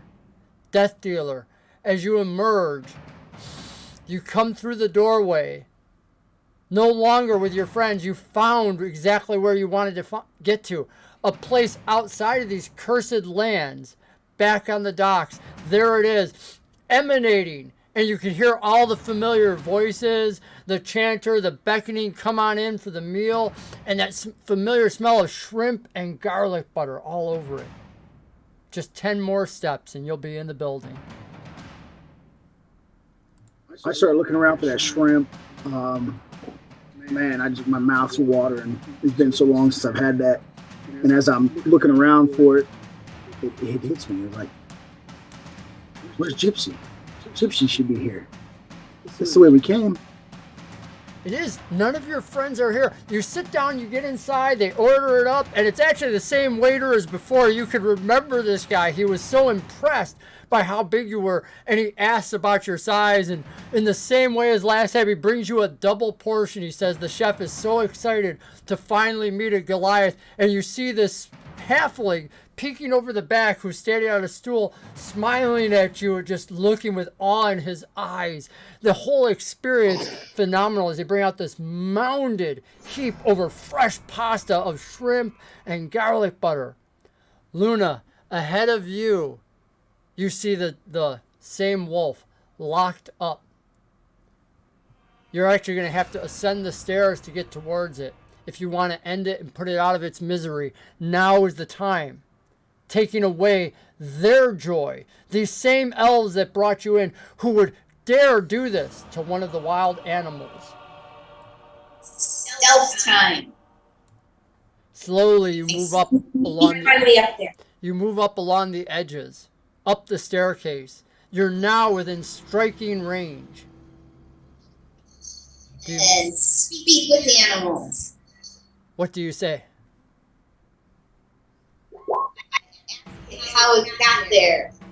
And you hear the same voice as before tell you they captured me in the wild, but they killed my entire pack and they brought me back here. Their plans to hunt it, to slaughter it, to keep it caged first until such time as they wish to destroy it. It's unnatural. It's not what the wild teaches. I can set you free. Just And like that, before. I do just that. It says, just like before, anything's better than dying at their hands. And you realize as you go to set it free, handling the lock, just like last time, the lock has been magically ensorcelled. There is no keyhole. It'll take a wizard to open the lock. And you remember the same thing as last time, when you wanted to set it free to attack and die on its own. How did you overcome this last time? Did you kill the wolf outright, or did you find a way to set it free?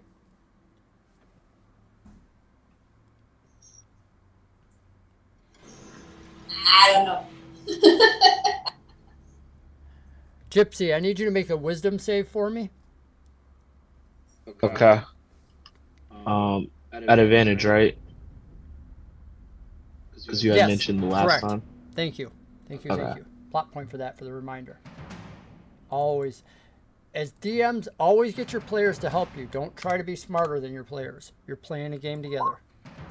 Oh, dude! Highest one is a 25. Awesome. I just need an I'm answer. good at wisdom saving throws. I just was rolling low. I just need Luna to answer the question on what she did.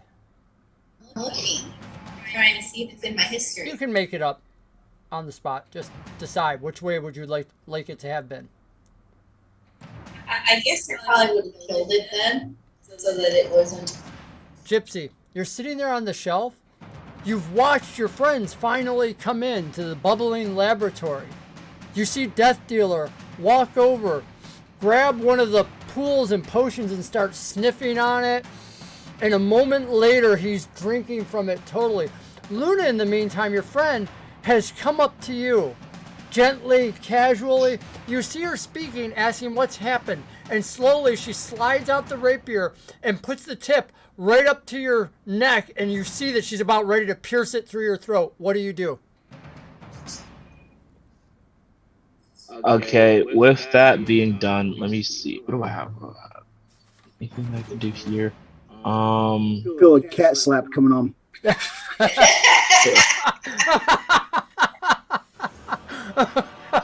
So I know I see them. Nothing is faster than the cat.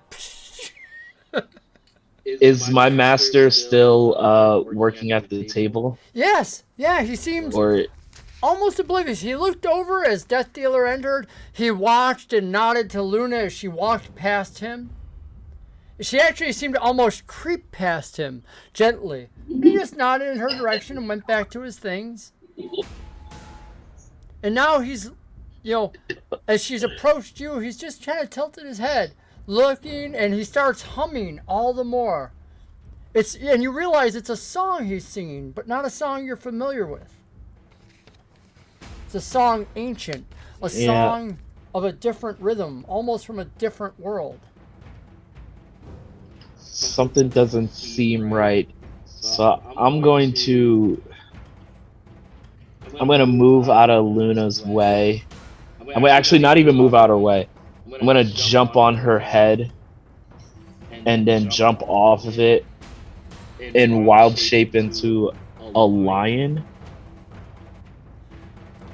A moment later, Luna, the wolf, appears to growl and snap at you. Jordan, I would like you to make an acrobatics roll. Luna, I would like you to make an attack roll for me, please. Let's see how this plays out. Okay. Acrobatics. Okay. Am I doing that in my cat form or in my lion form? Cat form. You haven't switched in. I know your intent to become a lion, but this is happening during it. This song, am I hearing it play in my head? The only thing you hear is a bard over there who's singing a song and the music in the background, and you're like, oh, it's a different tune. Yeah, there's a bard here. Again, while you eat this fantastic shrimp and whatnot. It's Eye of the Tiger. Okay, yes, that's plot points. I like that. Oh yeah, but Sean, my intent was when I jumped on her head and then jumped off of it, that's when I would turn into a lion. Right. So just to let you know. So your athletics came through as a 9. Okay, but that's a.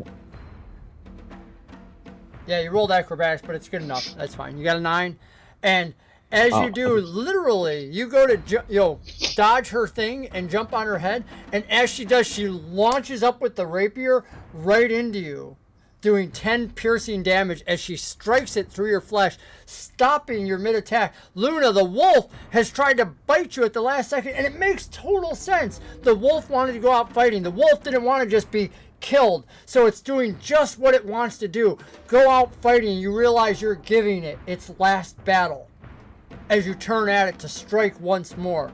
Luna and Gypsy, both roll for initiative, please. Death Dealer. You hear a commotion in the inn. It's a bar fight.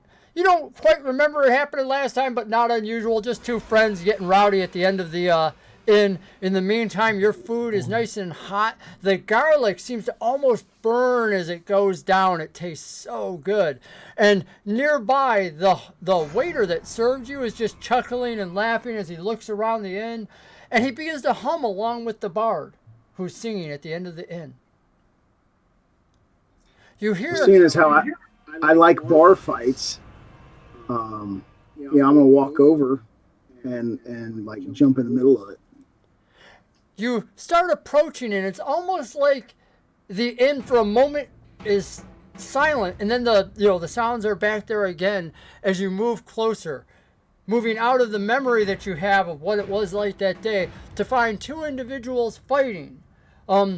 Your brain remembers some individuals that were at the end of the bar off of a ship, and clearly these individuals from the ship have just had one too many to drink. They should have just had the garlic shrimp like you, but instead they went for alcohol and are now fighting. I need you to roll into initiative 2, please. So I got Gypsy with an 8, and I got Luna, or is Gypsy at disadvantage? No, Gypsy's at. And Luna, what'd you get, a 16? No, I'm at it. I always roll at event. Okay, Luna's at a 16, and Gypsy's at an 8, and Death Dealer's at a 20. So, all right. Death Dealer, you roll over there, and you see these two warily going around each other. Clearly, the one woman has already busted the other man's nose. He's a short little halfling man. In fact, he's smaller than a halfling. I don't know if gnomes or halflings are bigger. I can't remember in 5e. Used to be gnomes were smaller, so I'm going to go with that. The small little gnome has got a busted nose. And this big woman strapping off the ship has just clearly cracked him a solid one. What do you want to do? I'm going to use an unarmed strike and kind of like clock her upside the head and say, knock it off. Let's have a good time, have some drinks. Go ahead and make your attack. Unarmed strike.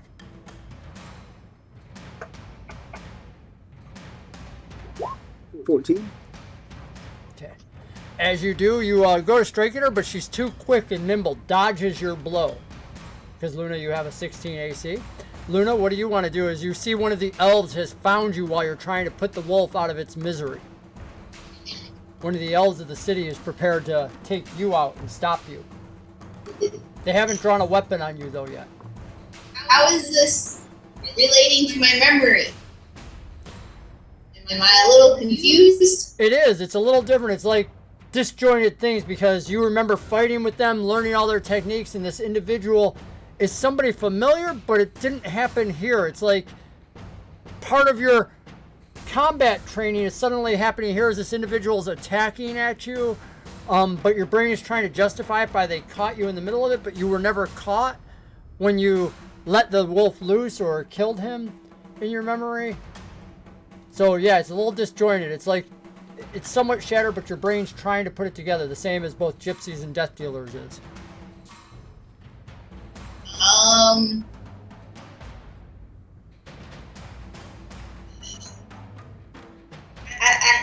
gonna confront the elf then and be like, why would you capture such a majestic creature? The individual tells you to stop in its mind and says you need to join with him now. Join what? Just come with me. That's about all the time you had before. Gypsy, what are you doing during this? You've just been stabbed. Being stabbed. Okay, so after I got stabbed in my cat form, I need you to make after a jumping wisdom off her save. head. You don't have disadvantage on it. I'm sorry, because you just got stabbed. Your regular roll, no Okay. disadvantage. As you had disadvantage before, correct? No, I had advantage. Oh, then you before. still have advantage. I'm sorry. I'm glad I asked the question. In my Okay. brain, I was like, did he have disadvantage? Because you would have had advantage on this roll. And I thought they were canceling out, but they're not. Yeah. So just also the last time though, I had rolled like a 20 something on, and I still felt like I was in this daze. Correct. You just started to break through it a little bit, the same way as Luna and Death Dealer are now. So. Okay. This one is a 17. Okay. 17. As you do, you get stabbed, and suddenly the glamour around you fades away. It's not your master's laboratory at all. It's Luna who has just stabbed you. Death Dealer is standing over there, right next to her, weapon in one hand, cold fist in the other. He's just punched her, and you realize there's an individual standing at the far end of the room, just tapping something in his hand, humming away, and the spirit of Markovia is there shouting and trying to punch him, and her hands just passing through him as she's shouting. And you realize she's shouting and he's humming the whole time. And Luna appears to be more focused for the moment, rapier in her hand, on Death Dealer. Both of them have a wicked look in their eyes. Okay. Though that humming, does it sound like the same thing that came from what I thought was my master? Yes. Oh yeah, absolutely. In fact, you realize this is the individual that was standing right where your master was.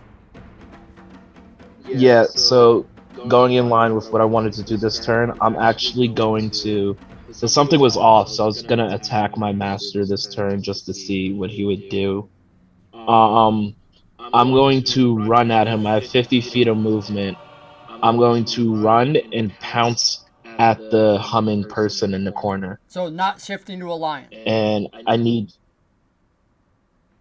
No, I am shifted into a lion. I should be shifted into a lion already. You wanted to jump off her head, land and shift, but instead your action was opposed and you got stabbed. So you were stabbed as a cat. Did you want to shift? I guess you still had an action. Yes, okay, yeah. Alright, so yeah. Because it only takes me a bonus action to shift in. Oh, it's only a bonus. Okay. Perfect, then you're definitely a lion. Thank you. Yeah. I got that feat, so I'm just it only takes me a bonus action now. Nice. Perfect. Then you got it. You are a lion.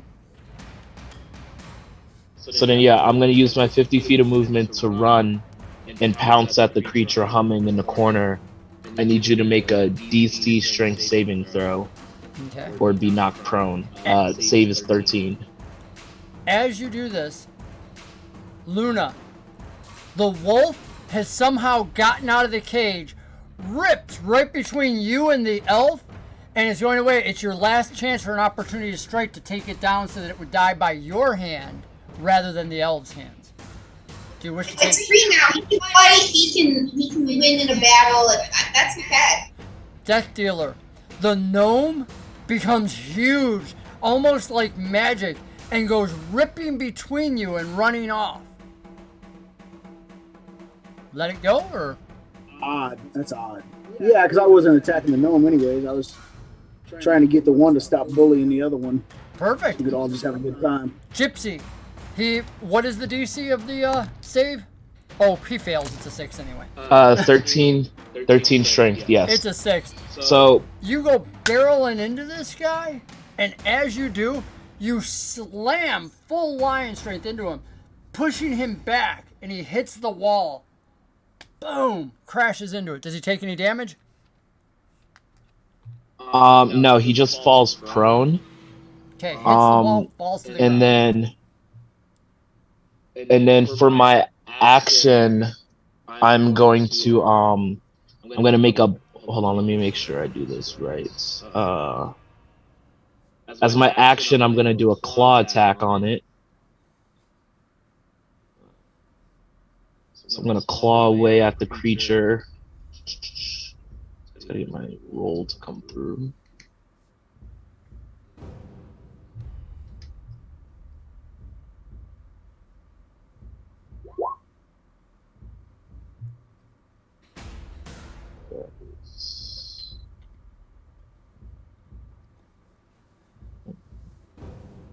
There should be a second one coming through. Where is it? A 12 to hit. You do not hit with a 12. No. 12 does okay. Not. Alright, and then because I this pounce long, what looks like silver, for lack of a better term, a bone. You're so used to chewing on things, it looks like a long bone, and he just shifts you and knocks you away.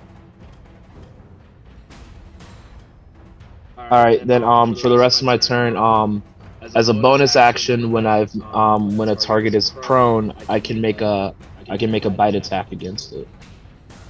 Okay. It's a 12. Does not hit. He continues to fend you off. Your teeth latched around this silver bone for the moment as he bashes you away, even as he's prone. Cutting over to Death Dealer. Okay. Oh, wait, actually, it's his turn. If you're done. Are you done? Or you got something else? Yeah, that's my turn. That's my turn. As he does, from underneath you, he takes and uses the bone that he's holding. It's about 3 foot long, almost rod. Twists it, trying to throw you to the side. This is an opposed athletics roll, so go ahead and make athletics as a lion. Okay.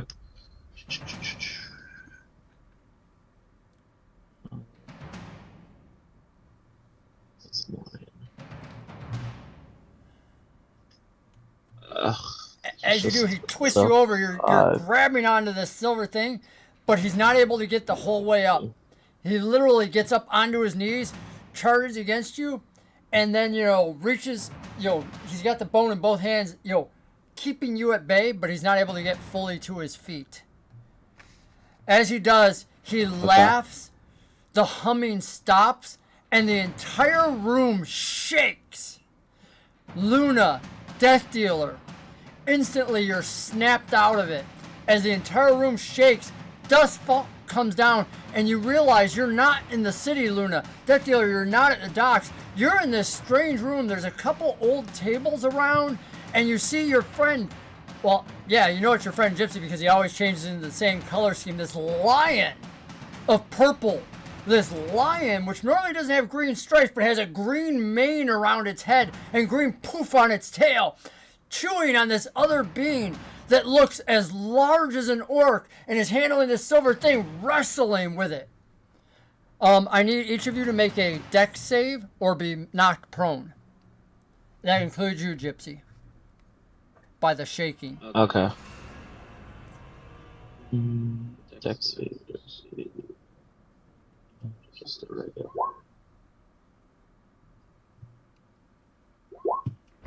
What are the yellow die that we have on our pictures? What's the yellow die? That's your advantage. So you can choose in advance to use advantage, and you would get a double advantage. Yeah, I want to use mine. Just rolling so low. So you're gonna roll 3 times total, Brock. 22. Woo! You, even as the room shakes, you remain on your feet.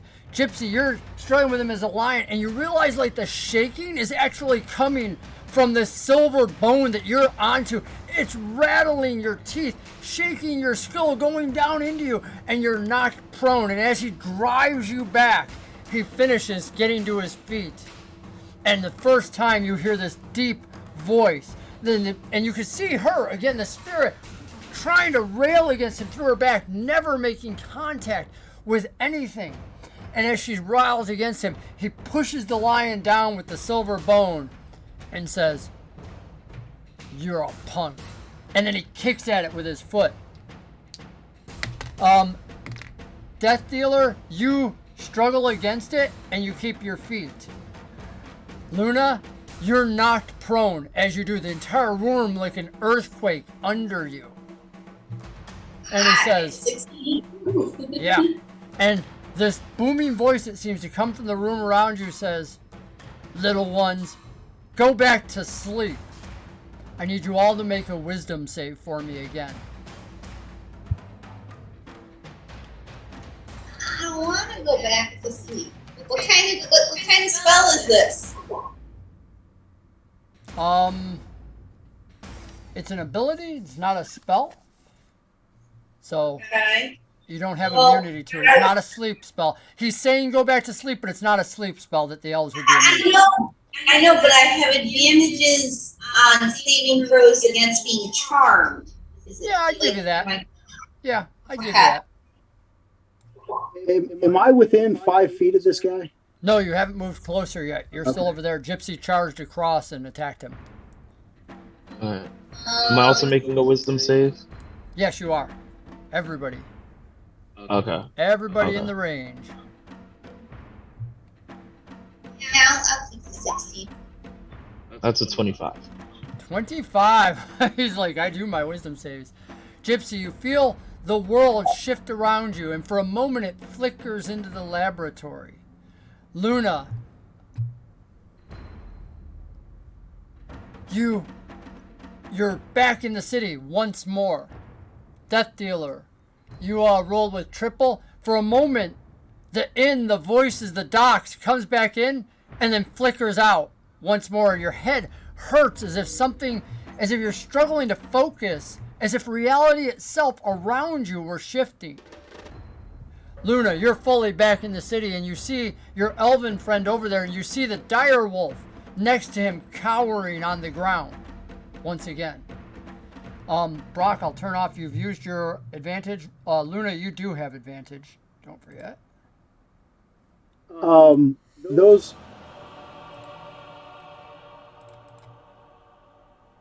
those 3 rolls were earlier. That wasn't this roll.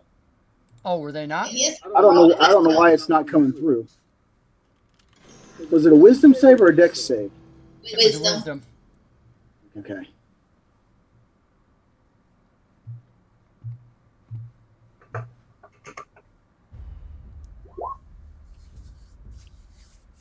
There we Yeah, go. because I had already used the 3 rolls, so I only get one roll. Okay. So It's a 14. a 14. So you are back in the docks then. Okay. So literally, other than, you see one of the individuals over there, the gnome is huge gnome fighting with this other individual in the street. Now, clearly the gnome's the one picking the fights because he's gone to fight somebody else now. The barkeep, actually, or excuse me, the waiter who brought you your food, the gnome's over there picking a fight on him. He's on the ground at the moment, so clearly the waiter was able to hold his own for the moment. Luna, let's see. So that was your host's abilities. Death Dealer, you're top of the round. What do you want to do? He's back the other way, back where my shrimp was. I'm gonna run back that direction. As I'm passing the table, I grab a handful of shrimp and throw in my mouth. And then I'm just gonna go and just dogpile right into the 2 of them. Just try to knock both of them completely to the ground. Ooh, I love it. Go ahead and make an athletics roll for me. Let's see if you can do something amazing with a high roll. 24. Dude, you not only knocked the guy, you knock him on top of the little gnome. Gypsy, suddenly you're crashed into as this other individual hits on top of you, the same one that was shaking you to the ground, pointing this silver stick at you. Bam! He's knocked prone. You're knocked prone, Gypsy. Well, you already were prone. So yeah, he's just prone on top of you. And Death Dealer, you take the prone condition as you knock them down as well. Flying tackle. And I'm on top of the dog pile. You got it. Luna. I stand up, I kind of shake my head, and I'm like really confused right now. Like, I was in the city, I was out of the city, I'm back in the city. I'm like, is that a wolf or not? And I'm like really confused, and my head's fighting.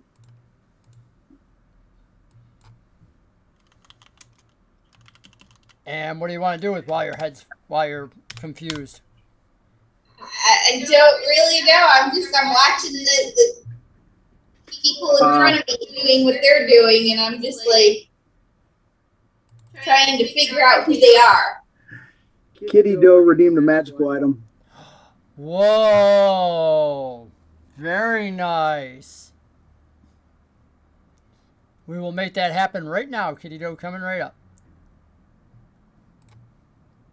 Okay. Luna stands back, somewhat confused by everything that's happening, and watches as the elf that she knows, with the dire wolf next to it, is knocked back by another individual, a human who's somehow come into the city doing the crass things that humans do, and attacks the elf, knocking him on top of the wolf. And you figure this is probably going to be the perfect ending as the wolf takes somebody out with him. Right, there we go.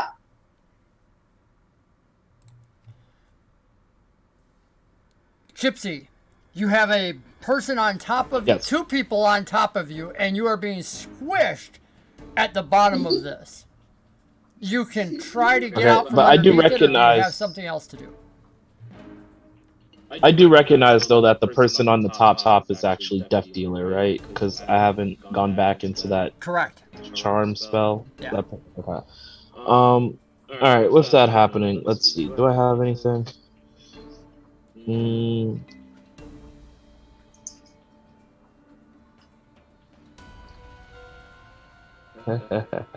No, I can't even do it. Not wild. I am in wild shape form. All right. With that, I'm just going to I'm just gonna take a claw attack at the creature that I was fighting earlier. He's the one right on top of you, and you can just like sink your claws right into him. You have advantage on the roll. Okay. He can't use his full athletics to save him anyway, or acrobatics. Not with that is a nat 20. Woo! Doubled max damage on the first one, and then just we add on whatever your other damage is. Okay, so max damage is 1d6 plus 3, so that's 6. So that's 9 plus 5. So 14 on the claw attack. And then because he's prone, I can make a bite attack against him as a bonus action. You go for it. As a lion, you're just like, do it. 15. Go ahead. 2 damage. That hits. Perfect. That's 10 piercing damage as I just unleash my claws and. All right. And I unleash my claws and bites into him. As you do so, you chomp again, against him, chewing into him. He struggles against you somewhat, trying to hit you once more with this silver rod that he has. That brings us, let's see, that's Gypsy, top of the round. Death Dealer, you're on top of this dog pile. You see the gnome at the bottom of the pile reaching out and poking and thrusting and kicking and literally starts to bite at this other individual, at the waiter that you've knocked down. Because, right, you see the waiter, if I remember? Yeah. So I'm still in this. Gnome. So I'm still in this. You're at the top of the dog scenario, pile. correct? Okay.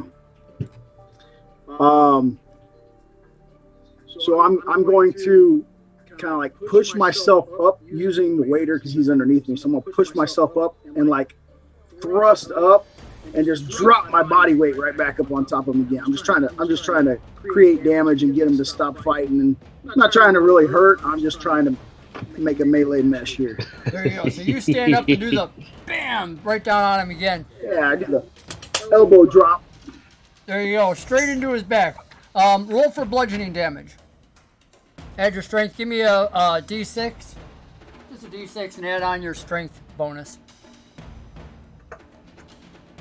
All right, that's gonna be 9. Bam! You crash right down on top of him. You hear this oof as the individual tried to roll a little bit, but wasn't able to get out of the way. Luna, as you see this going on over there, you realize off to your right, sitting is one of the fountains, and again, it's a discordant part of your memories. In another part of the city, there was a fountain that poured out slow drips into a vial. And you see now that fountain just 10 feet from you. And the vial is now full. And you realize the potion that the elves would collect over 100 years is ready to be taken. Do I know anything about this potion? The elves claim that it was a potion of true sight, allowing any imbiber to see through illusions, to see through glamours, to see through magic, to see with perfect clarity. No darkness and no evil could obscure it, for as long as it affected the user. I'll check it out. Why not? You go over while the brouhaha happens, while the dire wolf fights and bites. They're taking care of themselves right now, so yeah. You pick up this vial and hold it in your hands. It seems to be a greenish sap-like substance in this small vial that fits in the palm of your hand and easily could be downed. It is a potion of true sight, thanks to Miss Kitty Doe.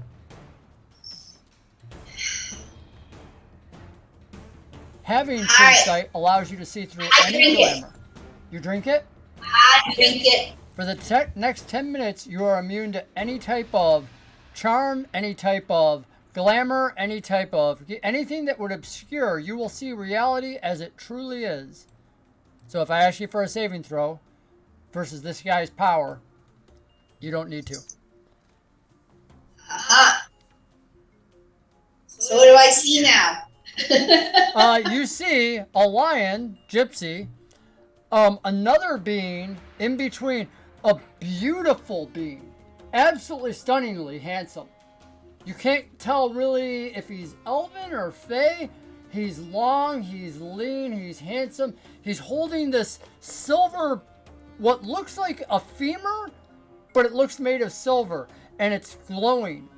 You also see Markovia, the spirit, and she is railing against this entire party. She's trying to grab the bone out of his hands. I'm gonna go see if I can get the bone. What's that? I'm gonna try and get the bone. Okay. The silver stick. Rush in there and grab it, the silver stick. Go ahead and make a athletics roll to try and pry it from his hands.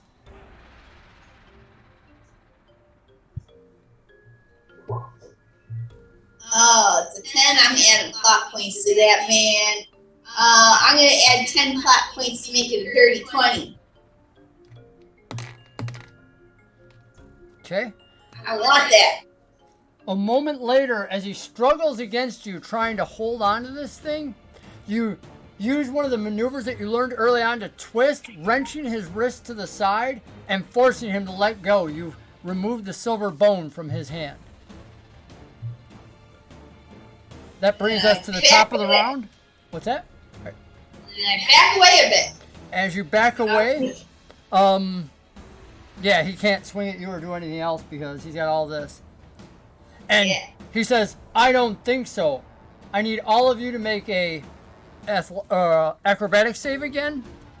As he starts shaking everything, the lion underneath him, and he uses the advantage. He's immune to the shaking to try to get out from this dog pile and leave you guys all on the ground as the entire place starts to rumble and shake. The spirit rushes at you because you're holding the bone. And she howls at you and she says, get out! Take it away from here! He must not have it. The world, evil must not take it. Shatter the bone. What save are we making? Dex save? Yes. To keep your footing or be left lying prone on the ground. I rolled 16. 16? 14. 16 and 14. You guys vibrate off and you are left side by side as he, apparently totally unaffected by any of the shaking, stands up, regains his feet, looks down at the two of you, and says, sleep, and puts his hand at you. Make a wisdom save, and then he will move away from you. Let's see whether or not your wisdom saves work, because he's going to assume it does.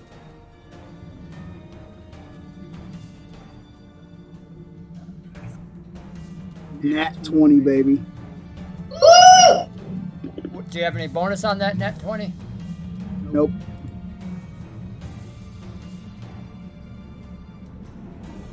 Okay, it's not popping up on my thing, so it's just a straight 20.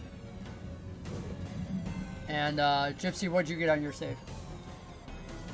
What was the save again? I'm sorry. It's a wisdom save. Wisdom save? Okay, 1 second. There's Brock's 20 popping up now. Gypsy's That's a 24. beautiful. Both of you are fine as he turns his back and starts going away. Brock, As he's leaving your range, you can take an opportunity attack as a reaction. So can you, Jordan. You'll have disadvantage because both of you are prone during the shaking. During the shaking, Yes. Aria, I need you to make that dexterity save as well to see if you were knocked prone. Sorry. I Oh, already question. did. I'm Do I sorry. still see him It's as a Aria because that's what you have on the screen. I know. I said I already did. I had gotten a nat 20 on it for Okay. a total of 25. Beautiful. All right. So, yep, you kept your feet. I Fantastic. have a question. Yes. Do I still see him as a cook? No, that fades away. Okay, so Oh, I see him actually, as no, who you he were is. still under the spell because you never got out of it. Yeah, so technically you didn't have to make the roll. You're still under it. Okay, so I just see a cook walking away. Yep. Yeah, he's just walking away. You're the waiter. Yep. I know he just popped up and took off, and we're still laying on the ground, so I'm gonna grab his foot. So you go to stop your friend, the waiter, who serves you so well. Grabbing at his foot, go ahead and make a acrobatics roll. Only got a 5 24. on her dex save. Poor Shiki. As a line, I have pack tactics, which would give me advantage with an ally 5 feet away. So So can I just roll a advantage and straight roll? disadvantage, balance out, and just make a normal roll. Yep. Okay. I will make a bite attack. That's a 20 to hit. Roll for damage. Literally, Death Dealer grabs his leg, and then you chomp right down on his leg. That'll be 5 piercing as I chomp down on this leg. And then can I make an attempt? Because it still seems that Death Dealer's acting weird. I know he usually would attack. I just want to psychically connect to him and just like scream in his head as loud as possible, like as a cat, and kind of maybe shock his senses a little bit. What are you shouting into his head? Just a big yowl, a meow, or? It's just a big meow in his head, just like the largest meow possible in his head. I like that. As you do, Death Dealer, go ahead and make a wisdom save for me. Let's see if you can snap out of it with his yowl. We'll let it happen one time. 11. Must be a cat outside getting hurt. So sad. Ah. Okay. Somebody in I'm this toast poor when it city comes is to wisdom. torturing a cat. It's horrible. You should probably leave. With that, the individual who you've got his leg, Gypsy, the lion, starts, the gnome, in your view, starts biting again on his leg. This gnome who somebody's cast an enlargement spell on is chomping down. Luna, you're over there. You've got the bone in hand. Did you, you made your wisdom save, right? I'm fine. Yes, I'm fine. Okay. Yep. I'm running away. The ghost told me to run away. The ghost told you to Luna destroy it, always just Yes, just he also told doing me to something else. destroy the boat. but I don't see a wisdom save for you anywhere. I don't need to. I have true sight. Oh, you did take the potion. That's right. Thank you. Thank you. So the only exit that you see out of this room, you have a choice of a stairway that led down into it. And it appears there's an arched exit on the other side as well. You don't know where that leads. So it's either back up the stairway or it's into this arched area. The stairway was not to a dead end, was it? The stairway leads up to that room up top with the faux door. Right. So yeah, that would be sort of a dead end. Dead end. So yeah, I'm going to try and go the other way. As I'm going to ask the spirit, how do I destroy it? And the spirit says, shatter it. Shatter it on the amber. You go through the doorway, this arch, and you feel magic pass over you as you do so. You emerge into this room and you see around you 3, remember the sarcophagi that you saw up top? Except these are not stone. There's 3 of them and they appear to be made of solid amber all around you. Inside is this black floating thing. The spirit comes through with you. There's a Running up howl. on my neck. There's a howl as Luna leaves the room carrying the silver thing. You go over, you rush down. I want you to make an attack roll with it. Okay. So like what kind of attack roll? Unarmed strike? No, it's an improvised weapon for you, so just make a regular melee attack. It would be strength bonuses. You don't get proficiency. Well, actually, rangers are well, it's still an improvised weapon. It's not technically technically it's a club, and I think you're proficient with that as well, so you can add your proficiency to it. Whatever. I don't see what you've got. It's not popping up on screen. Just roll. If they haven't rolled yet, so just roll a d20. That's fine. Whatever your proficiency is and your strength. Okay. Proficiency. Strength. Oh, I see a golden crit. Inspiration. 17. Death dealer inspiration. 17. Death dealer golden crit.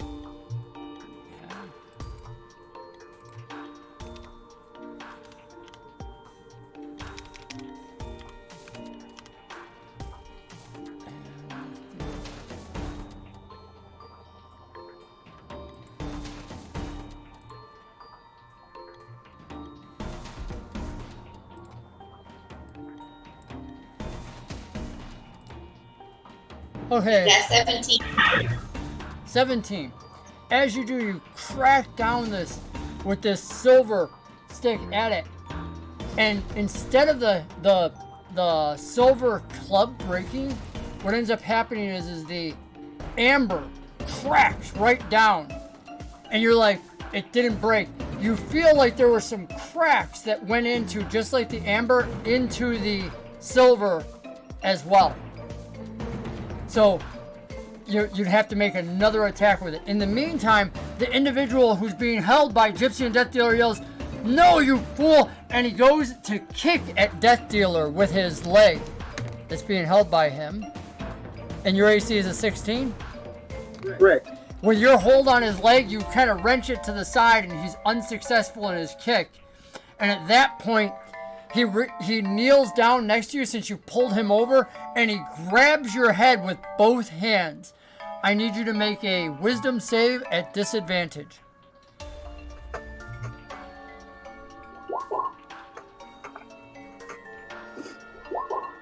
Let's go with the 7. Inspiration, Death Dealer rolling crit. PC inspiration for Gypsy. Gypsy. There we go. And you get a wisdom save 7. 7. As you do, suddenly you are plunged into your worst nightmare ever. What is that like for Death Dealer? What is the worst thing, the most horrific thing, not that you've necessarily seen but experienced? What terrifies Death Dealer at his core? Not being the one doing the killing. That just seems like that would make you angry. That terrifies you? Well, yeah, because that means I'm the one dying. Oh, okay. I thought you meant like watching in a battle other people kill people, and I'm like, really? Okay. I don't watch. As you do, you realize that the hands holding you are a gigantic demon squeezing your head. And you take 21 points of damage as it starts to crush your skull. It's psychic damage. I know you don't have any defense for it, but... Can I use Stone's Endurance on that? You may. If you haven't... I think that's once per day, or... Yeah, I haven't used that yet. Great. So I would take 10 instead of 21. Perfect. And this demon is crushing your head. Gypsy, you see this belt knelt down over Death Dealer, squeezing his head.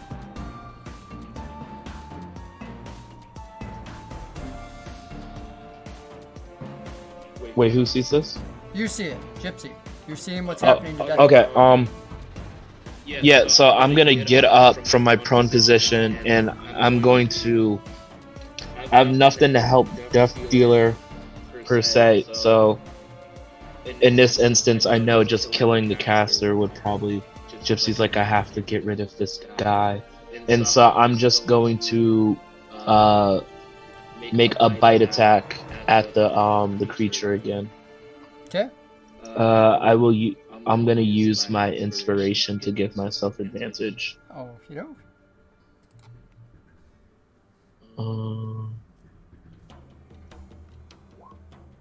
You're still prone. You haven't actually. I'll take the 20. That's a 20 to hit. Okay. Let's say you use part of your movement. No, I said I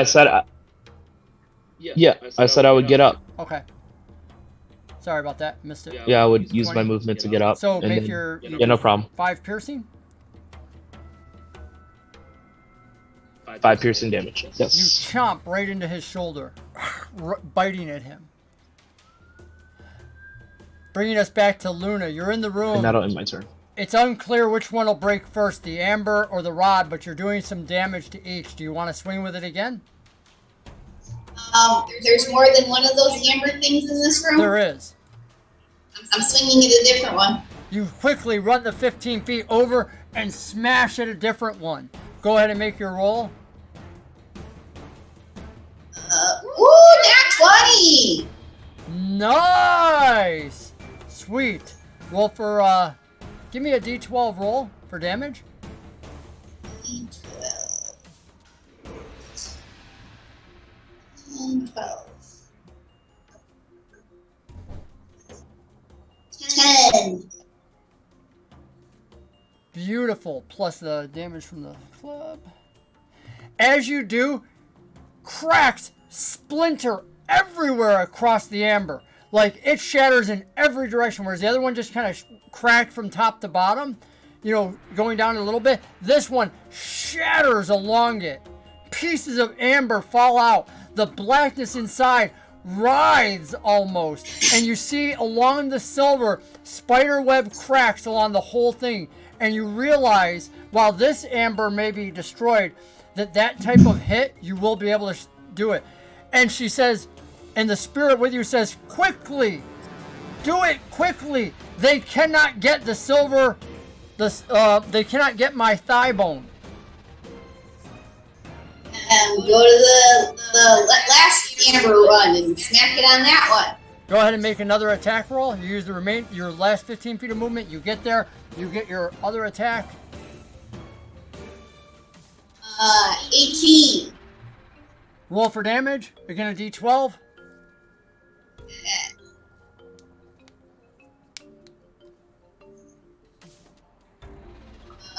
4. Plus the damage from this one. This one only cracks partially like the first one did.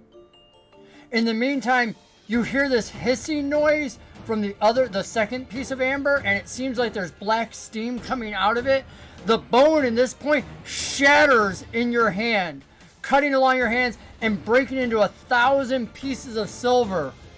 And you hear the spirit say, "At last, none will be able to use it. The celestial power is forever denied them." Back inside the main realm, the individual that you're biting onto, Gypsy and Death Dealer, howls, "No!" And as he does, all the glamours fade away.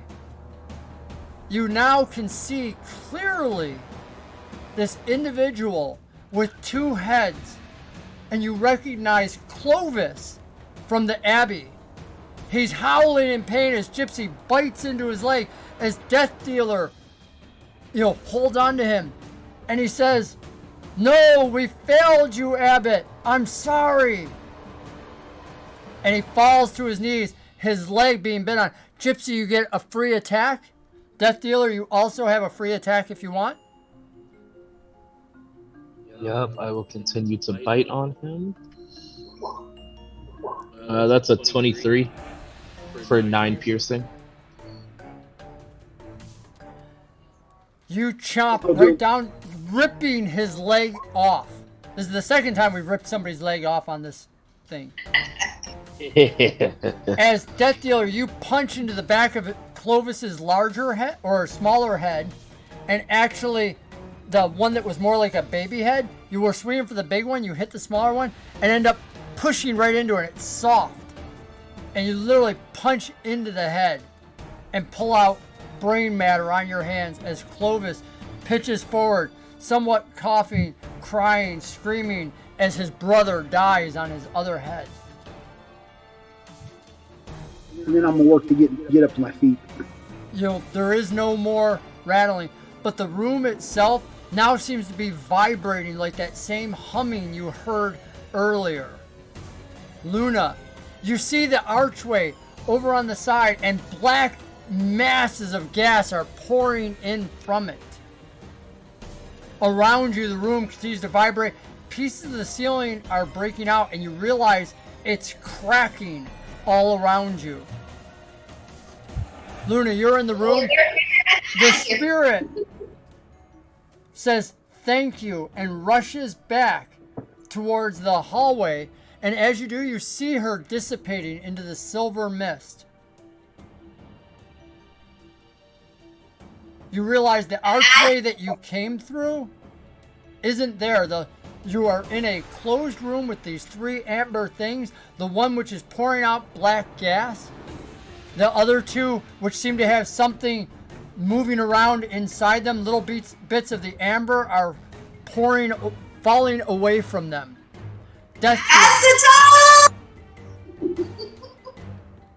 You recognize this place. You've been here before. Death Dealer, Gypsy, what do you do? I get up to my feet, and I'm gonna finish this thing off. Okay. How do you want to finish it off? With the sun sword. One moment later, the partially mashed head and the other head are rolling free of the body. Clovis is dead. And I'm gonna scream as I bring it down. What did you do with my shrimp?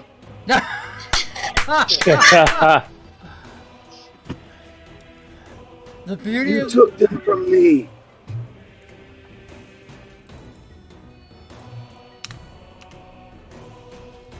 You holler, what did you do with my shrimp? And you hear a voice say, I can give you all the shrimp you want. It's a deep voice. Dark. And it seems to emanate from within the hum that is slowly breaking the room. It says, come with me up the stairs. All that you desire, the shrimp, the feast, the fight are yours. And you can hear the voice walking away from you almost.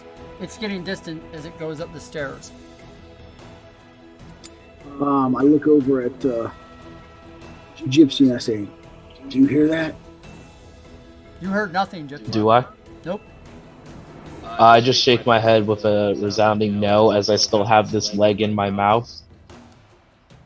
There's something calling to me. Another piece of the ceiling falls out, smashing the table nearby. The cracks now, you've probably got 2 rounds left, maybe 10 seconds to get out of the room. Oh, so this place is falling apart? Yeah, the cracks are going up all the walls, the ceiling's coming in. Oh, okay.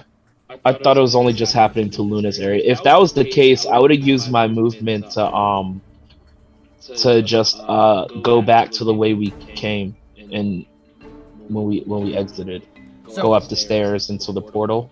Okay. Since you said you would have already done that, you were hauling butt. Death Dealer, you're shouting after him. Did you hear the voice? He says he hasn't. You get to the top room where there's just the blank wall, the stairway you came in on, and the other archway with the 2 braziers on either side of it. And you hear the voice, Death Dealer, say, Chosen One, there is fire in your blood. Bleed into the basins and be free. I hear him say that? Yep. Is that in the room that I'm in, or is that... You followed Gypsy stairs? up into the room, because you said you were already going to be following. Gypsy was heading up the stairs, so you're back in that starting room that you've tumbled into. The mist is there, and he's just talked about this bleed into the basins, and you can see that same archway that Luna was near before, the dead bodies on the ground, the 2 braziers. I'm still craving some shrimp and maybe some of them pies. And so I run my hand along the axe blade and put some blood in the braziers. And as he squeezes his fist over the braziers, it drips down, and as soon as it touches the brazier, flame shoots out from his blood until suddenly there's this small pool of flame. And as he pulls his hand away, the flame continues. The entire brazier is on fire. Nearby, the other brazier. Do you want to do it again in the second brazier? Jordan, as a lion, you see him doing this, cutting his hand and bleeding into it. Is there anything you want to do while he's doing this? While he's doing that, like, our exit is nowhere to be found, right? The way we came in is not there. Correct. It was a blank wall that you tumbled through. Okay, we're gonna let him continue because that might be our way out. Okay. And just observe. Or while he's doing that, can I go to the blank wall and touch it and like pass my paw through it and see if anything happens? Correct. The blank wall is just that, a solid wall. It appears chiseled out of stone. The cracks and the rumbling that are shaking the entire mountain base right now are also affecting this room. But you hear the crash at the bottom of the stairs where it was central, and you realize it's not just on that room, it's shaking the entire mountain that you're into. The cracks are happening here as well. Part of the wall in front of you, Gypsy, cracks. You can just get your claw in there, but you see nothing beyond it. It seems to be a crack in the solid stone. Death Dealer, you take 12 points of damage as your blood, as much as pouring out from your fist, seems to pull out your life energy with it and burst into flame, feeding it.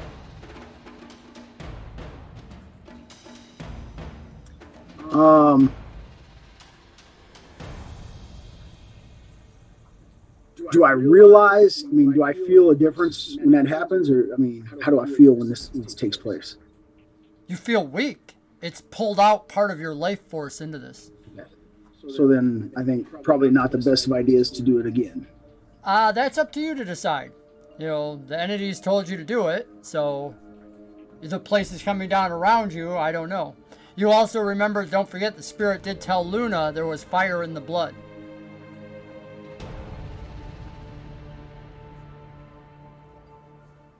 I tell Gypsy, where's Luna? I speak to him and say, I don't know. She wasn't with us. I don't know what to do. Either we all go or we all stay. Well, considering you've already heard the staircase behind you collapse and everything down there, and that's where she went out, you're pretty sure you can't go after her that way. I don't know how to find her, but I don't think it's fair to risk our lives for somebody that ran off without us. Make dexterity saves as you guys have this conversation and parts of the ceiling come down. Yep. I'm going to holler out and see if she responds, like yell down the stairwell that was there. You yell into the rubble and the mist that's coming up, actually the cloud of dust and debris. You yell into it, hearing no response. Luna, you hear nothing. That's a natural one. Ooh, that exploded. Gypsy gets hit by an unusually large piece of the ceiling that comes down, doing 22 points of damage. I'm still in my lion form. Thank you. Thank you for lion forms. He lets out a roar. Okay. Death Dealer just moves aside, and you realize some of the ceiling that is falling towards the middle and whatnot is reaching now the edges and will probably be falling on the braziers in a moment. Cracks are running down towards the door frame. Having seen that everything's falling apart and we have no answer from Luna, and it appears like that might be our only way out, I'm going to go over and pull Gypsy out from under the piece of ceiling that's on top of him. And then I'm gonna Gypsy's throat. Sorry. Drip into the next brazier. You take 16 points of damage as it sucks your life force out, bursting into flame. And as you do, the wall in front of you becomes opaque, and you see on the other side of it the bottom floor of the Abbey, where there was a passage that previously you noticed was walled off. it appears you're on the other side of the wall. Even though it makes no sense because you guys literally came from outside in the cemetery, somewhere underneath. You know, the two don't seem to be connected on any map spatially. So you figure this has got to be some sort of portal. Do you wish to try and walk through? So I grab the cat by the mane and start dragging through. You start dragging... Yeah, I can walk through. Okay. Gypsy's like, I don't think so. I'm a lion, man. I'm proud. He starts walking through, your hand on his mane. Gypsy's the assistant cat. He's the therapy cat, walking Death Dealer through. And as you do, you both feel this wind rushing behind you as you enter into the other room. And it says, thank you. You are mine now whenever you sleep. And Death Dealer, you hear that. Gypsy, you do not. And as you enter through, the wind passes, and then a gust of smoke and debris comes through. And the voice says, remember me. And drops, and you find something in your... Death Dealer, you had the lightsaber in one hand, you had the mane in your other hand, and you realize the softness of the mane in your hand is actually a cloth sack, and you find yourself holding a deck of cards. Welcome to your deck of many things. Luna, back inside a familiar room, you hear a voice say, Luna, is that you? And it's the familiar voice of Hesital. So, that's why I went all different. I didn't want to totally break any of the amber thingies if I could help it. The only problem with this is that Luna's not there to use the deck with you. It's okay. Luna wanted to draw 4 cards. I know. She's told me numerous times. I think we should just proxy her in and allow her to draw 4 cards. And for them to do You're crazy. Hess probably wanted to draw 4 Yes, cards too. it's been a really long trip getting here again. Hey, think of it this way. In your backstory when we were setting this up, you couldn't find the Amber Temple. Remember, you went and looked. Yeah. You're there. So that is where we will call it for tonight. And we can pick up with the deck of many things however you want. You do have it. I want to thank all our viewers for tuning in. I know we went an extra 40 minutes longer. I appreciate it, Wolves Dad. Thank you very much. You guys made it special. Wolves Dad, I'm missing all your wild magic. We need more wild magic. I don't know why there's one on the screen. It actually says there's one, but I didn't think we had any. Oh, I know. No, that's right. Yeah, it's on. Oh, whatever. There was one on the screen. So. You gotta get Mike to guest star and play Hess. We can always ask him. There's always room for a guest. But we gotta have you here that week. So let's find out if you're playing next week or not. And we could always do a private one, just you and him too, on a different night. That could be a fun thing for plot points to have Mike playing Hesital once more. Find out what's been going on with him in this realm. Oh God. I'm gonna go look for where we want to go. I'm gonna turn it over to Gypsy to start with his goodbyes while I look up and find out where we're going, who we're raiding. Okay. All right. Thank you, everybody, for joining us. It's always a pleasure when you join us. I hope everybody had a great time, and let's see what chaos the deck of many things brings next week. And I will pass it off to Brock. All right, thanks everybody for joining in and watching the show. Thanks for sticking around for the extended version. We got a ton of combat in tonight. It was 2.5 hours of straight combat. Ooh, Death Dealer is spent. He would definitely like to have some more shrimp and get caught back up on some health. Hopefully next week, Catchin will be able to join us again, and hopefully we'll have Herrick back. And might find some more combat next week. We'll find out. Go ahead, Catchin. So yeah, I won't know until pretty much, I think, Sunday night, my time. So, Saturday morning, I guess, your time. I don't know. Whether or not I will be here Monday, I think I can be, but there's a slim chance I can't be. But other than that, I had a great time guest rolling up till this point either way. And yeah, maybe we can get our old player Mike to come on and guest star as Hess. I mean, maybe we can just do a me and him thing of my little bit of time here in the Amber Temple, figuring out how to get me out. Other than that, maybe I'll see you guys next week, whether I'm watching or playing. I don't know. I don't know why it will not. There it is. It was fighting me. Wonderful. I am DM Legends on, DM Sean. Always a pleasure to game with all of you at our table. We thank you for gaming. You saw a lot of ways that we use channel points here. The same ways that we do at our table. We like to use plot points. There's actually a couple more that I have to add on to my players because they chat during the week. You're welcome to join us on that chat on Discord. Find out what our players are planning. Give them suggestions and advice. As always, we have a 12th man at our table. It's you. Thank you for being part of our game. But whatever table you're at, make it the best game possible. Make amazing memories with your friends. Walk away just like you saw Luna doing, going, there was something I did in the past. Hesital. I want to call out for that. Make it a good time. You can do that at your table. Make even better friendships that last a lifetime. From all of us at Plot Points, happy gaming and God bless. We'll see you next week as we go off now to raid Phoenix Walking. Bye, everybody. Okay. Should be it.